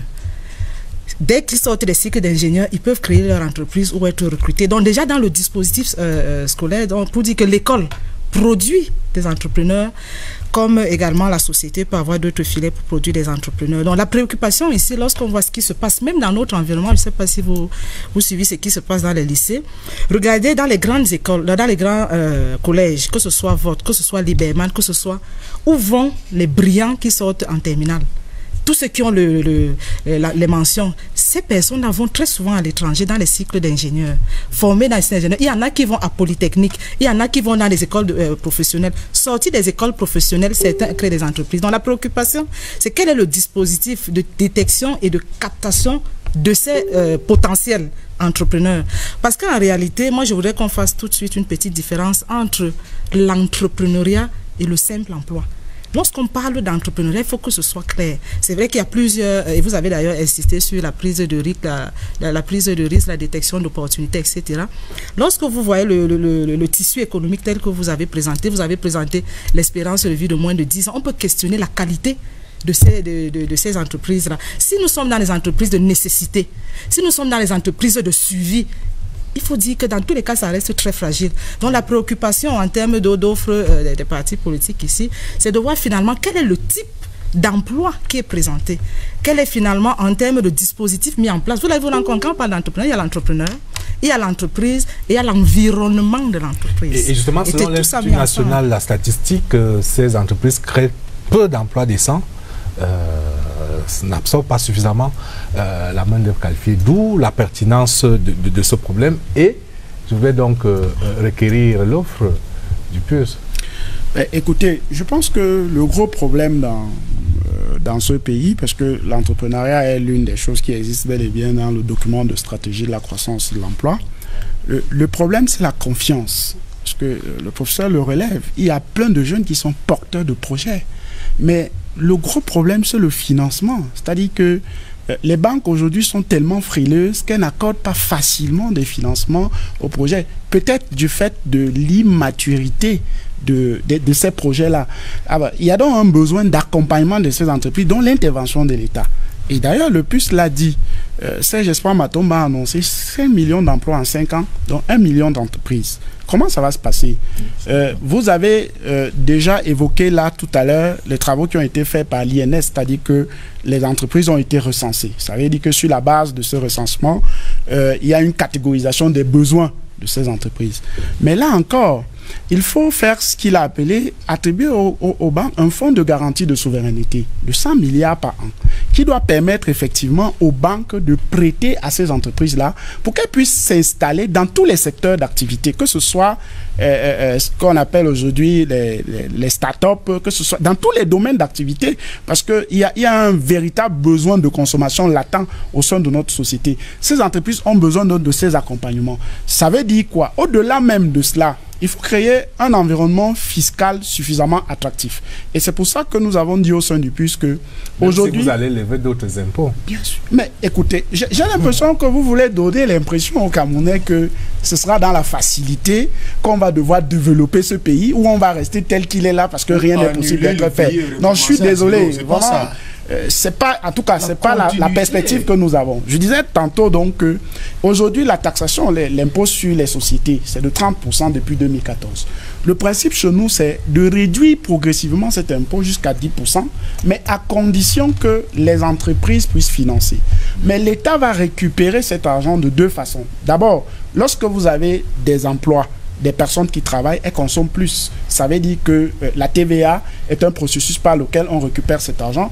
La deuxième chose, c'est l'impôt sur le revenu des personnes physiques, puisque toute personne qui travaille doit pouvoir payer l'impôt sur les personnes physiques. Au niveau de l'agriculture, qui est un élément extrêmement important dans notre projet de société, nous avons dit une chose tout à fait simple. Aujourd'hui, le Cameroun dispose de 80 centres de formation agricole, 24 centres d'écoles agro-pastorales que nous souhaitons porter à 40. Lorsque vous faites le total, parce que chaque école porte en réalité 200 jeunes et les centres portent 40 jeunes, nous avons dit ça fera 120. Quand vous faites le calcul sur 3 ans, chaque année nous formons 12 000 jeunes, de telle sorte que à un moment donné, lorsque ces jeunes sortent de ces écoles, avec la réforme sur le régime foncier de l'État qui date de 1976, on donne 1 hectare de terrain à chaque jeune qui puisse justement développer dans le cadre de l'argent sur le fonds de garantie de souveraineté que nous avons évoqué. Comment ça se finance? On va revenir sur la modalité de financement. Vous allez permettre à Mbanda Kani d'intervenir justement sur l'agriculture, parce que lorsqu'on parcourt l'état des lieux dressé par l'INS sur la structure la topographie de ces entreprises. 84% sont dans les services et le commerce, 15% dans le secondaire, le primaire à peine 2%, donc l'agriculture. Et je rappelle ce discours du président Biya du 11 février 2016. Paul Biya disait « La terre ne trahit jamais ». Parlant aux jeunes, il leur demandait d'être des entrepreneurs agricoles dont le Cameroun a besoin. C'est un métier noble et rémunérateur, disait-il. Alors, vous avez suivi les propositions du PURS pour inciter davantage les jeunes à l'agriculture. Qu'est-ce qu'on fait? Non, ça pose le problème que Mme Boule tout à l'heure a soulevé. La capacité à inverser les mentalités. Les mentalités dans notre pays, et c'est pour des raisons objectives, ont poussé, n'est-ce pas, ont confiné une certaine génération à croire plus à la salarisation. Plus. Cette mentalité-là, il faut l'inverser. C'est pour ça que je m'interroge tout à l'heure, j'ai écouté, je salue l'idée de M. Bakota, elle n'est pas mauvaise. Le fonds du PURS, pardon, elle n'est pas mauvaise. Mais moi j'ai un problème parce que, au-delà du fonds de garantie, il faudra s'assurer que les entreprises privées soient rentables sur un terme. Non, c'est pas sûr. C'est pas sûr parce que la composante psychologique, vous la négligez. Non. Vous l'appelez pas. Vous dites pas comment est-ce que vous allez faire pour encadrer ces gens. Les donner une mentalité d'entrepreneur, comme elle a soulevé tout à l'heure. Nous pensons à notre niveau qu'il faut penser au-delà des structures que l'État a déjà mis en place, la banque des PME. Et autres l'agence des PME, même la banque. Oui, la banque. Non, je poursuivais l'énumération. Tout à fait, l'agence des consorts. Au-delà de ces mécanismes, je crois qu'il faut pousser davantage dans ce qu'on appelle ailleurs les banques d'intelligence. Parce qu'il faut travailler la mentalité de notre jeunesse. Pour convertir les gens, par exemple, et là je réponds à votre question, à aimer le métier de la terre. C'est un gisement extraordinaire d'emploi, tout le monde le concerne. Ben, il faut pousser les jeunes à y aller. C'est pour ça qu'il faut mettre de l'intelligence pour que les jeunes soient motivés à retourner à la terre, quitte à rentrer au village. Pourquoi pas des colonies d'emploi dans ce sens-là? Il y avait une opération par le passé, là-bas, c'est Bafan, qui est un exemple. Ça peut se renouveler en l'intégrant dans les conditions d'aujourd'hui, en portant les jeunes pour aller dans cette dynamique-là. Moi, je suis d'accord avec Mme Bouélé. Je voudrais nuancer son propos en disant qu'il n'y a pas forcément opposition entre l'auto-emploi et l'entrepreneuriat. On peut passer de l'auto-emploi à l'entrepreneuriat, pour conduire. Bon, il faut construire cette trajectoire-là. C'est pour ça que je crois que, et en cela, je dis que les acquis que nous avons nous permettent justement d'y aller rapidement. Lorsqu'on regarde l'architecture de tout le système éducatif camerounais, si on voit toutes les réformes qui ont été engagées, on a parlé de LMD, les instituts techniques, technologiques, les instituts non universitaires. Des arts. Oui, des arts, tous ces consorts, qui depuis longtemps ont beaucoup investi dans la massification. C'est-à-dire le problème de masse pèse là-dessus. Il faut recentrer ça sur le problème de qualité. Il faut le recentrer de façon précise. Et ça peut déboucher sur un boulevard extraordinaire en matière de création d'emplois et de consolidation de la dynamique de désalariser, n'est-ce pas, les mentalités et notre économie. Permettez-moi de finir en 2 secondes. Je vous en prie, en 2 secondes. Tout à l'heure, j'ai suivi quelque chose. Je ne peux pas laisser passer. Le candidat, le porte-parole, ou bien le chef de cabinet de SDF tout à l'heure, il a dit que M. Froundi, le président Froundi, a fait plus de 15 tours du Cameroun.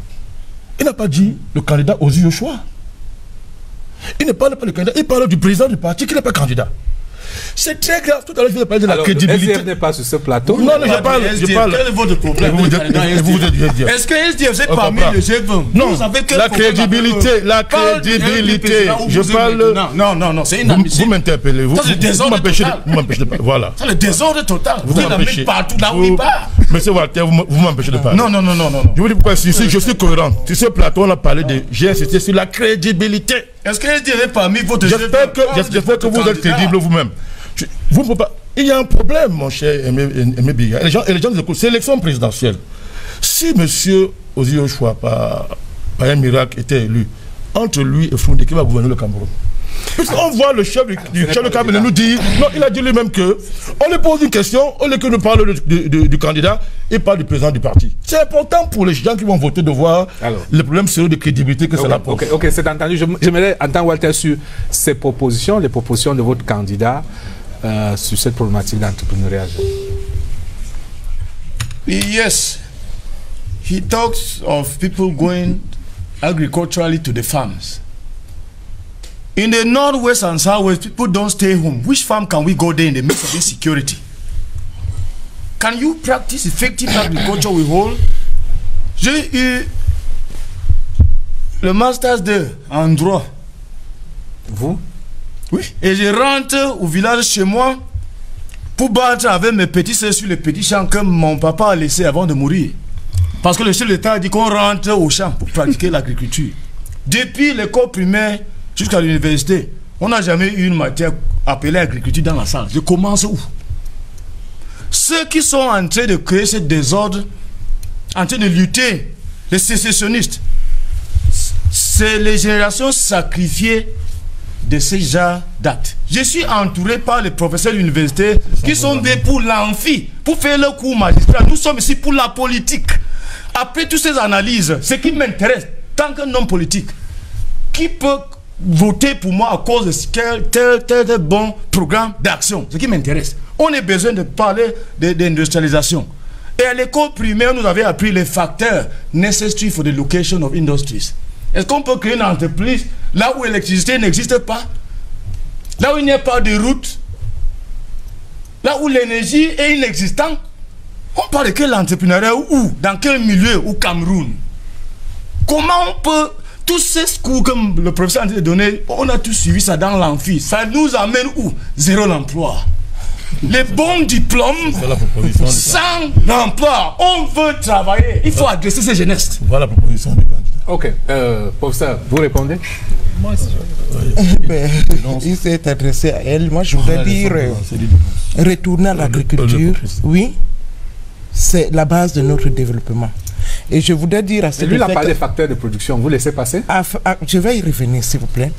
Actuellement, nous avons un programme au Cameroun, ACEFA, qui est justement en train de bâtir, parce que là, je parle de construction des entrepreneurs agricoles. J'espère que vos candidats sont au courant de ce programme. Parce que lycées agricoles sont avant... Non. On a trois, j'ai le document. Et ACEFA... Bien que l'année qui a passé, toi, j'ai le document ici. Mais dites la vérité aux Camerounais, il faut dire la vérité. Et ACEFA est aujourd'hui en train de s'implanter un peu partout au Cameroun. Le programme ACEFA que notre gouvernement met en place, c'est justement pour susciter l'adhésion des Camerounais à l'agriculture. Et là, comme il le disait, ils ont des moyens, ils ont des terres, ils peuvent y aller. Alors, pour lui répondre, alors, qu'est-ce que vous entendez pour avoir un titre foncier au Cameroun? Est-ce que c'est possible à la jeunesse vous entendez avoir l'accès au titre foncier pour travailler, pour faire l'agriculture au Cameroun? Est-ce que c'est donné à tout le monde? Qu'est-ce que vous entendez par l'héritage ou par quel moyen? Qu'est-ce que vous entendez par facteur de production? Nous savons qu'aujourd'hui, le Cameroun est le vivier de l'Afrique centrale. Ce n'est pas une théorie, monsieur. Ce n'est pas une théorie, c'est la pratique. Moi-même, je suis agriculteur. Qui est limité. Nous nourrissons le Gabon, nous nourrissons la Guinée équatoriale, nous nourrissons jusqu'à aller au Sénégal. Vous allez trouver la banane camerounaise. Qui ne peut pas être transformée. Ces bananes ne peuvent pas être transformées. C'est là où on parle de l'industrialisation. Alors, Walter, nous sommes dans un thème qu'on nous a demandé. Nous sommes dans un thème qu'on nous a demandé de développer. L'entrepreneuriat. Oui. Alors, on nous a donné un certain nombre de chiffres et comme les uns les autres l'ont dit, alors, il ne suffit pas seulement de créer une entreprise. Il faut avoir d'abord la qualité d'entrepreneur. Alors, pourquoi les entreprises meurent rapidement au Cameroun? Parce que, j'ai dit ça rapidement tout à l'heure, parce que c'est des entreprises qui ne sont pas bien réfléchies. Mais vous n'allez pas demander à... Qui est autorisé au par président Paul Biya, vous n'allez pas demander au président Paul Biya de réfléchir pour vous qui voulez créer votre entreprise. Vous comprenez? Pour créer votre entreprise, vous devez faire un business plan. Quand votre business plan est bon, votre entreprise survit. On a des chiffres où des entreprises meurent au fur et à mesure. Oui, elles doivent mourir parce qu'elles ne sont pas mûries. Mais ce n'est pas le président Paul Biya qui va réfléchir à notre place pour créer ces entreprises. Okay, il nous donne des conditions. D'accord. Il nous donne des conditions pour que ces entreprises soient créées. Ah d'accord, je voudrais citer deux programmes de promotion de l'entrepreneuriat agropastoral, le PA Jeune, mais également le programme New Generation pour la promotion de la cacao-culture. Très rapidement, il ne reste plus beaucoup de temps sur ce sous-thème. J'aimerais vous entendre sur les entreprises, toujours dans cette enquête, sur ce recensement de l'Institut national de la statistique. Les entreprises qui existent posent le problème du marché intérieur, de la faible consommation du Maine Cameroun. Là aussi, on en revient à notre verrou psychologique qu'il faut faire sauter. Mais c'est ça. C'est le chantier, de mon point de vue, de l'avenir.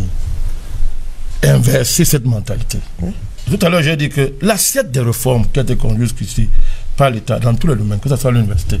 Tout à l'heure, on parlait de l'offre en matière d'enseignement agricole. Mais allez lire le programme financier du gouvernement présenté à l'Assemblée nationale par le Premier ministre pour l'exercice qui est en train de se passer. Allez lire ce qui a été fait en 2017. Les documents sont là. Il faut lire. Dites la vérité aux Camerounais, les faits sont là. Vraiment? Donc, c'est le chantier de l'avenir, à savoir cette conversion de mentalité. On n'aura pas le choix. Et là où je rejoins mon frère... Ce patriotisme économique dans la consommation aussi du Maine Cameroun. Tout à fait. Et ça va poser la question du changement des habitudes alimentaires.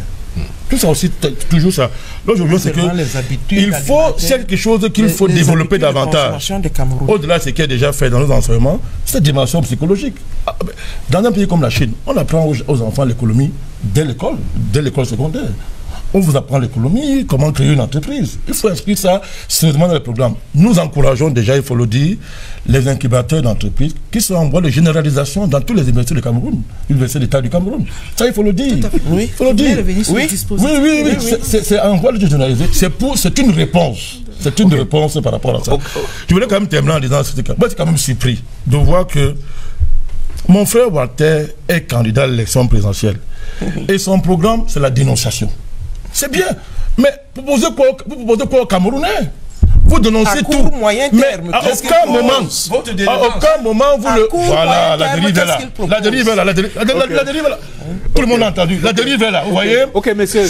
Cette pentecôtisation de la politique et qui débouche sur des aventures extraordinaires. Il dit qu'il va me délivrer. Il va le faire pour tous les Camerounais. Ce n'est pas un projet politique, ça, monsieur. Vous avouez devant tout le monde que vous êtes incompétent. Vous dénoncez très bien. Vous ne proposez rien. Quand on dit proposer, vous dites que vous allez transformer le Cameroun en une gigantesque église de délivrance. Voilà le projet politique. Monsieur Banda, ne tapez pas trop. Monsieur Banda. Voilà la dérive. Monsieur Banda.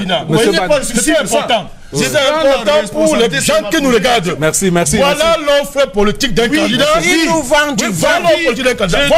J'ai dit, Monsieur Banda, c'est entendu. Est-ce que, Monsieur Banda, juste un conseil, ne tapez pas trop sur les églises pentecôtistes. Je tape pas. C'est un mouvement. Non, je parle de lui. Vous pouvez perdre des électeurs. Non, je parle de son candidat. Son candidat, d'abord, il n'est pas le représentant de toutes les églises pentecôtistes. Non. Ils sont en train de dire aux Camerounais qui nous attendent du monde entier que voilà le projet politique de M. Walter. C'est entendu. Il dénonce, quand on lui dit proposer, il nous parle. Il n'a aucune proposition à court terme, à moyen terme, à long terme. J'ai proposé avec vous tant que qui est-ce que vous êtes candidat de quel parti politique? Parlez au Camerounais. Il faut nous laisser faire le débat. Vous laissez-moi parler au Camerounais. G20, c'est quel parti politique? Le G20 soutient le candidat Biya. Monsieur Banda. Voilà le représentant du candidat Biya. Non, vous comprenez, comme vous ne comprenez rien. Vous êtes membre de l'EPC depuis quand? Le G20 supporte le candidat Biya. Proposez. C'est une frustration. Il fait la politique. Vous pouvez aussi avoir des Camerounais ce que vous leur proposez. Monsieur Banda, je reprends les commandes. Ok, je reprends les commandes et je m'en voudrais de partir de cette thématique sans aborder, sans parler de la diaspora. Rapidement, en un mot, professeur Ndouabiolé, il y a un programme gouvernemental paru jeudi, programme d'aide au retour à l'insertion des jeunes de la diaspora qui existe. Par certains chiffres font état d'un flux de 585 milliards de francs CFA transférés par la diaspora camerounaise en une année, mais qu'une forte proportion de cet argent va à la consommation, aux zones domestiques. Mais comment on peut capter davantage cet argent justement en créant les conditions pour que la diaspora investisse, crée des entreprises viables ici, puisque eux, ils ont ce know-how, ils ont l'expérience. Je pense que les candidats doivent faire des propositions, mais ce que je peux dire par rapport à ce sujet, c'est qu'il y a des exemples qu'on a vus ailleurs. Si je prends le cas du Rwanda, ils ont créé ce qu'ils appellent le Fonds de dignité rwandais.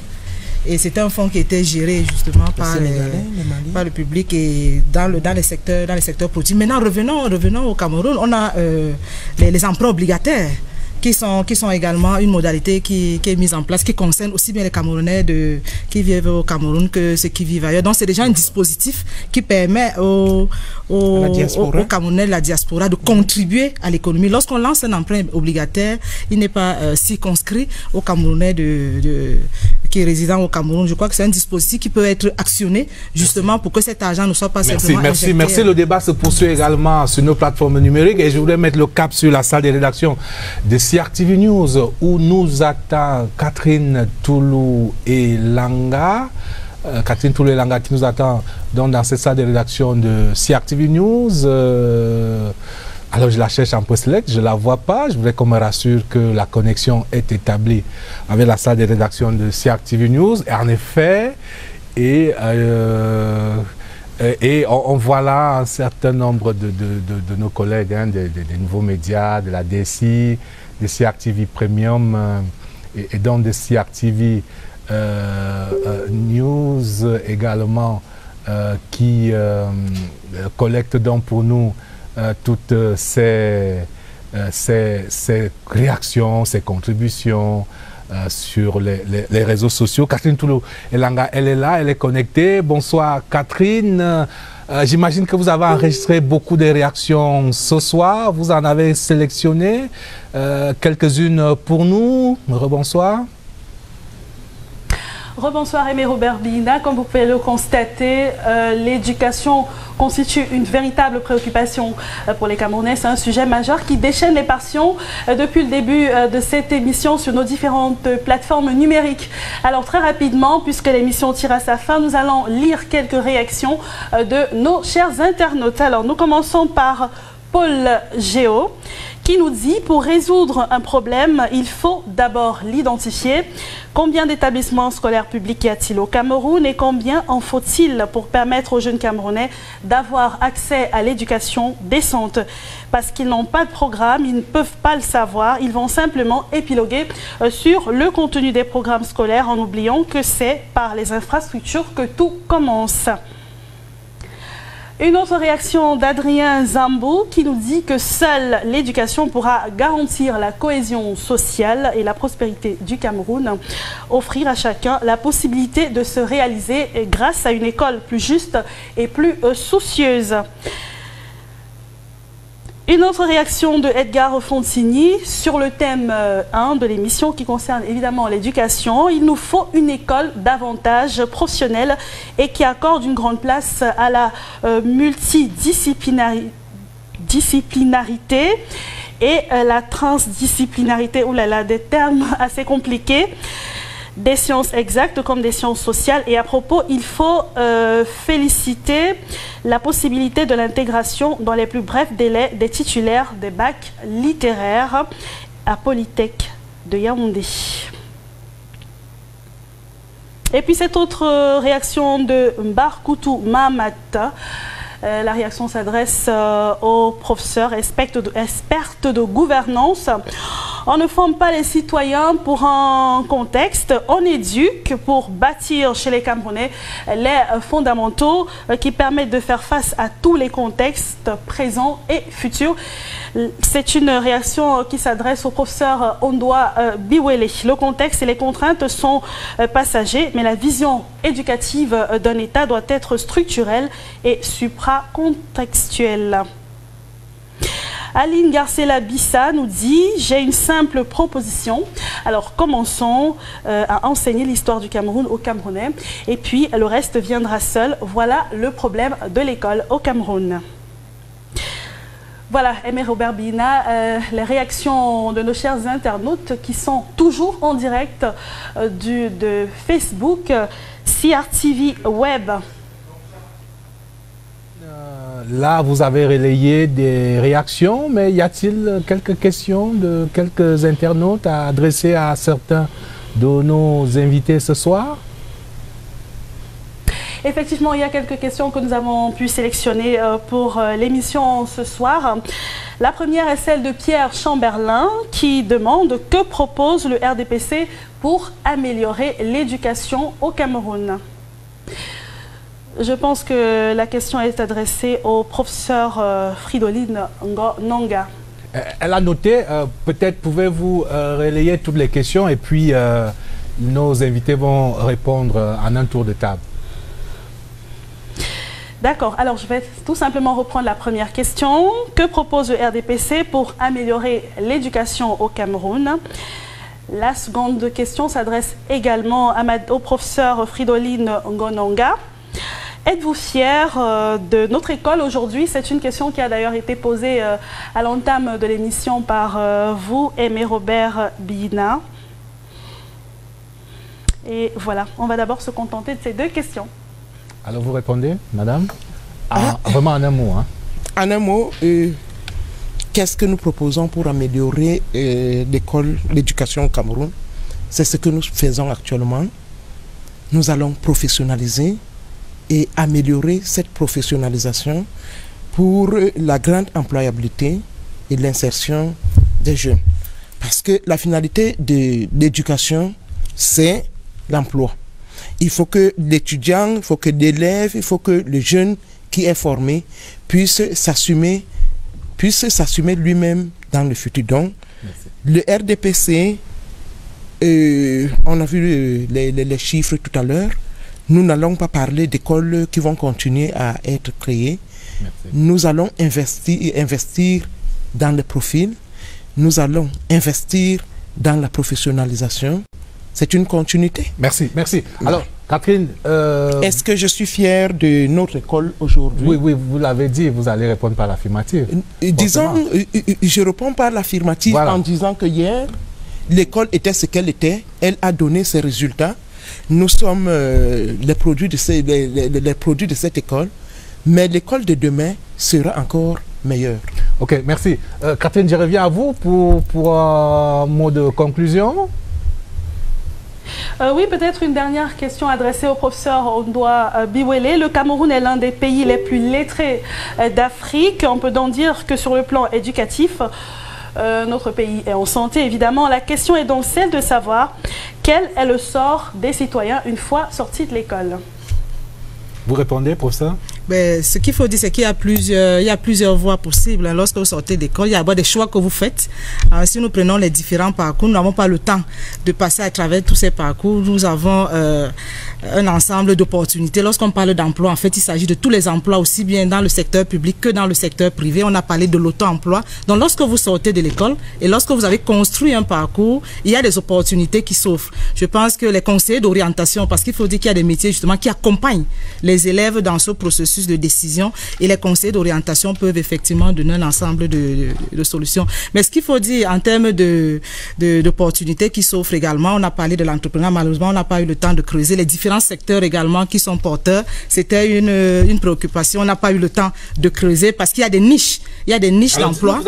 Alors il y a des niches d'emploi, il y a des niches d'emploi pour ceux qui observent l'actualité. Regardez tout ce qui se passe au niveau de l'agriculture. Et je ne sais pas si vous suivez l'actualité également dans le cadre de tous ces projets qui sont logés au niveau du Minader. Il y a un ensemble d'accompagnement qui est proposé à tous les jeunes agriculteurs qui veulent s'implanter. Il y a des expériences qui sont réalisées. Donc pour tous les jeunes qui veulent s'investir dans l'agriculture, il y a des guichets. Prenons également le guichet des entreprises. Pour ceux qui veulent créer des entreprises, il y a le centre de formation de création des entreprises. Vous avez plusieurs opportunités. En 72 heures, tout à fait, en 3 jours, vous pouvez expérimenter. Et ça, vraiment, c'est pas de la flagonnerie. Vous pouvez expérimenter. Vous allez, et vous êtes accompagné en ce qui concerne le montage des projets. J'ai même envie de dire plus loin, on n'a peut-être pas le temps, les procédures commencent à être digitalisées. Moi, je pense qu'il y a un processus et il y a des... Cameroun a même gagné un prix sur la création d'entreprises. Il y a des améliorations possibles, mais il y a déjà ces opportunités. À travers le ministère des PME. Alors, Catherine, je reviens à vous, non pas pour une dernière question, mais pour conclure et pour vous remercier et remercier toute votre équipe là-bas. Voilà, moi également, je dis merci à toute l'équipe de CRTV Web qui s'est mobilisée ce soir pour assurer cette lecture des réactions de nos chers internautes sur nos différentes plateformes numériques. Alors nous invitons tous les internautes à continuer à nous suivre et à participer à l'émission. Merci à vous. Merci Catherine Toulou. On vous retrouve dans 2 semaines lors de notre prochaine émission. Et puisque nous allons passer par la régie du Studio 2 pour lancer un autre sujet, sujet de vulgarisation du code électoral, jamais sans mon code. C'est le moment, les électeurs ont besoin de savoir que c'est le moment d'aller chercher leur carte d'électeur pour pouvoir aller voter le jour dit, c'est le 7 octobre prochain. Jamais sans mon code, Steve Tchega.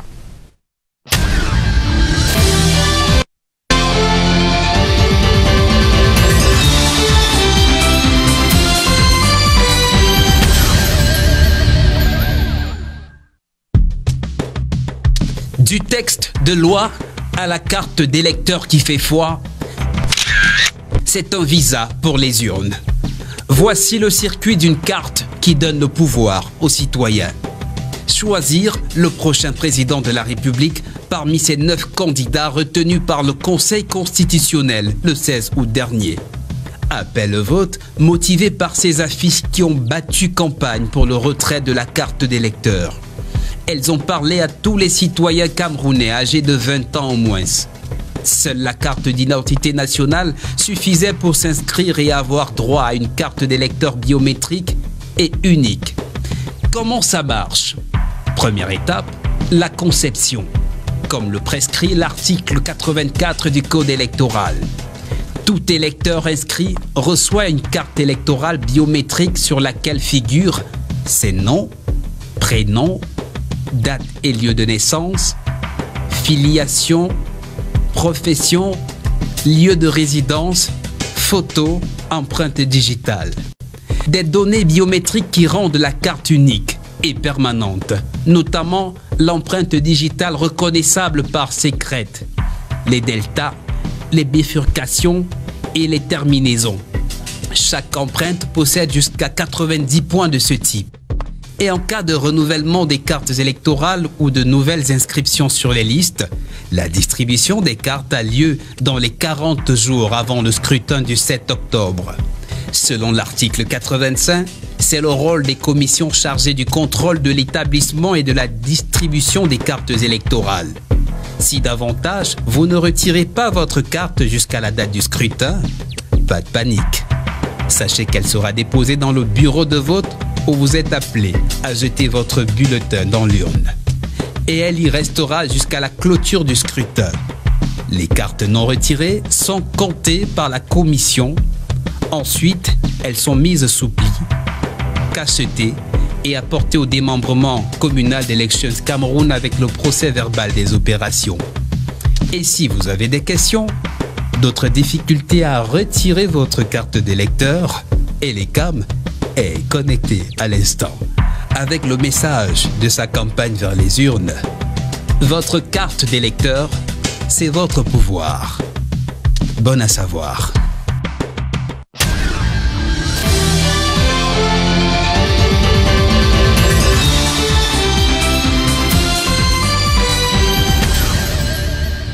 Dernier tableau de cette édition de 100% présidentielle, la promotion de la femme dans un contexte de décennie 2010-2020 déclarée comme la décennie de la femme par l'Union africaine et une idée de la représentation politique de la femme camerounaise par ce tableau en quelques chiffres. Au Cameroun, les dames, il y a 11 membres du gouvernement, femmes, 7 secrétaires généraux des ministères, 2 recteurs, un juge constitutionnel, 28 maires, 56 députés, 26 sénatrices, 2 préfets, 7 sous-préfets. J'espère que notre réalisateur va permettre aux téléspectateurs de pouvoir voir ce tableau. Et puis 2 ambassadeurs. Il y a évidemment également des directeurs généraux dames ou directeurs généraux adjoints. Nous en avons une à notre gauche. C'est un tableau récapitulatif qui n'est pas exhaustif, qui a été actualité par More Women in Politics de professeur Justine Difo. Voilà. Juste une idée, on aurait pu parler d'abord de l'autonomisation, de comment mettre en place un cercle vertueux pour l'autonomisation des femmes, avant de parler de la représentation politique de la femme camerounaise, celle qui est instruite, comme celle que nous avons sur le plateau, mais nous n'avons plus beaucoup de temps. Il nous reste 5 minutes, donc on va faire un tour de table en 1 minute chacun sur vos propositions pour la promotion du genre. D'abord vous, votre candidat, qu'est-ce qu'il promet à ces femmes, à ces électrices? On croit que les hommes et les femmes sont créés par Dieu avec une même stature. Et les discriminations qui existent dans notre société, c'est en fonction de la culture. Et nous sommes là pour décourager ce genre de culture et que chacun, soit homme ou femme, doit avoir la possibilité dans notre gouvernement à servir en fonction de compétences, pas sur genre. C'est ça notre position. Alors Banda Kani, vous allez souscrire à la campagne He for She, la campagne que vous véhicule ONU Femmes He for She, enfin, pour promouvoir le genre. Toutes les campagnes dans ce sens qui vont dans le sens de promouvoir la femme sont les bienvenues. Mais tout à l'heure, je m'attendais à une proposition. J'ai entendu une position. Vous voulez encore le candidat que nous soutenons. Non, je ne provoque pas. Je fais le constat. On a vu qu'il ne peut pas proposer quelque chose. Il est intéressant avec les alors le candidat que nous soutenons a un bilan extraordinaire en matière de promotion de la femme. Je cite quelques faits très rapidement. D'abord, il a ratifié la convention des Nations Unies sur l'élimination de toutes les formes de discrimination à l'égard de la femme en 1988. Ça a débouché très rapidement sur quelques mesures concrètes. Lever de l'autorisation maritale de sortie qui était imposée à la femme quand elle voulait voyager en 90. Il a accordé l'indemnité de logement dans la fonction publique à toutes les femmes salariées du secteur public en 91. Je prends le fait. Et de façon plus globale, 91. Vous voulez dire 91? Non. Moi, je donne des faits. Non, il la pièce, il est d'accord. Alors, de façon, je parle de là, mais de façon généralisée, quand on regarde la police aujourd'hui, vous voyez comment les femmes montent dans la police, même à des fonctions intermédiaires. Les femmes montent. Vous voyez comment il y a une féminisation de la femme dans les rues, partout, dans la police. Regardez, aujourd'hui, quand vous regardez nos universités, vous regardez l'école, et ça, c'est à mettre à l'actif du président Biya. Les femmes vont au même niveau d'égalité que les hommes. Il y a une scolarisation extraordinaire des femmes, pas seulement au niveau primaire, même au niveau secondaire, même au niveau universitaire. C'est la meilleure façon de libérer la femme en lui donnant les moyens d'acquérir de la connaissance. Je croyais que vous alliez dire qu'à son arrivée, il y avait une seule femme ministre. Maintenant, elles sont 11. Bien, vous m'avez dit. Alors, on n'a pas assez de temps. Oui. Alors, mais pour ça, moi, je voulais vous demander, d'accord pour la parité, d'accord pour... Est-ce que les femmes sont prêtes? Il y a l'ancien président américain Barack Obama qui aimait une formule, leading behind. On a l'impression que beaucoup de femmes préfèrent cette formule, leading behind, se tenir à l'arrière et voir pousser, observer parfois. Elles sont prêtes, les femmes? J'aurais posé la même question aux hommes. Je crois que le principe est là, si nous travaillons, c'est simplement pour servir également ce pays. Je voudrais simplement dire qu'il est, de mon point de vue, en termes de principe, il n'y a pas de débat en ce qui concerne l'implication de la femme dans toutes les sphères de la société. On pourrait simplement s'inquiéter de ce que dans la course de cette présidentielle, les hommes décident de s'amputer d'une jambe, d'aller avec une jambe à la course, et on pourrait se demander comment est-ce qu'ils peuvent gagner dans ce cadre-là. Ce que moi je voudrais simplement souhaiter et peut-être proposer, c'est une petite chose, peut-être une loi sur la parité au-delà des discours. Si on prend cet engagement, peut-être qu'à un moment donné, alors ce que je voudrais peut-être rappeler, c'est qu'au niveau du cadre juridique et institutionnel, il y a eu beaucoup d'avancées. Maintenant, il y a l'opérationnalité, et puis à un moment donné, les faits qui tardent peut-être... En politique, ça existe. Enfin, moi, je parle de l'administration, je parle de la société de manière globale. Et de ce point de vue, je pense que les femmes sont unanimes là-dessus. Il y a beaucoup d'efforts à faire. On ne va pas faire de la langue, on va pas faire de la langue de bois. Il faut dire qu'il y a des discriminations, qui restent encore des discriminations violentes et qui ne sont pas au goût des femmes. Maintenant... Alors, le poste, ça me fait un discours démagogique parce que les femmes, vous écoutent. Mais, vous voulez dire que je fais que faire des discours démagogiques? Mais honnêtement...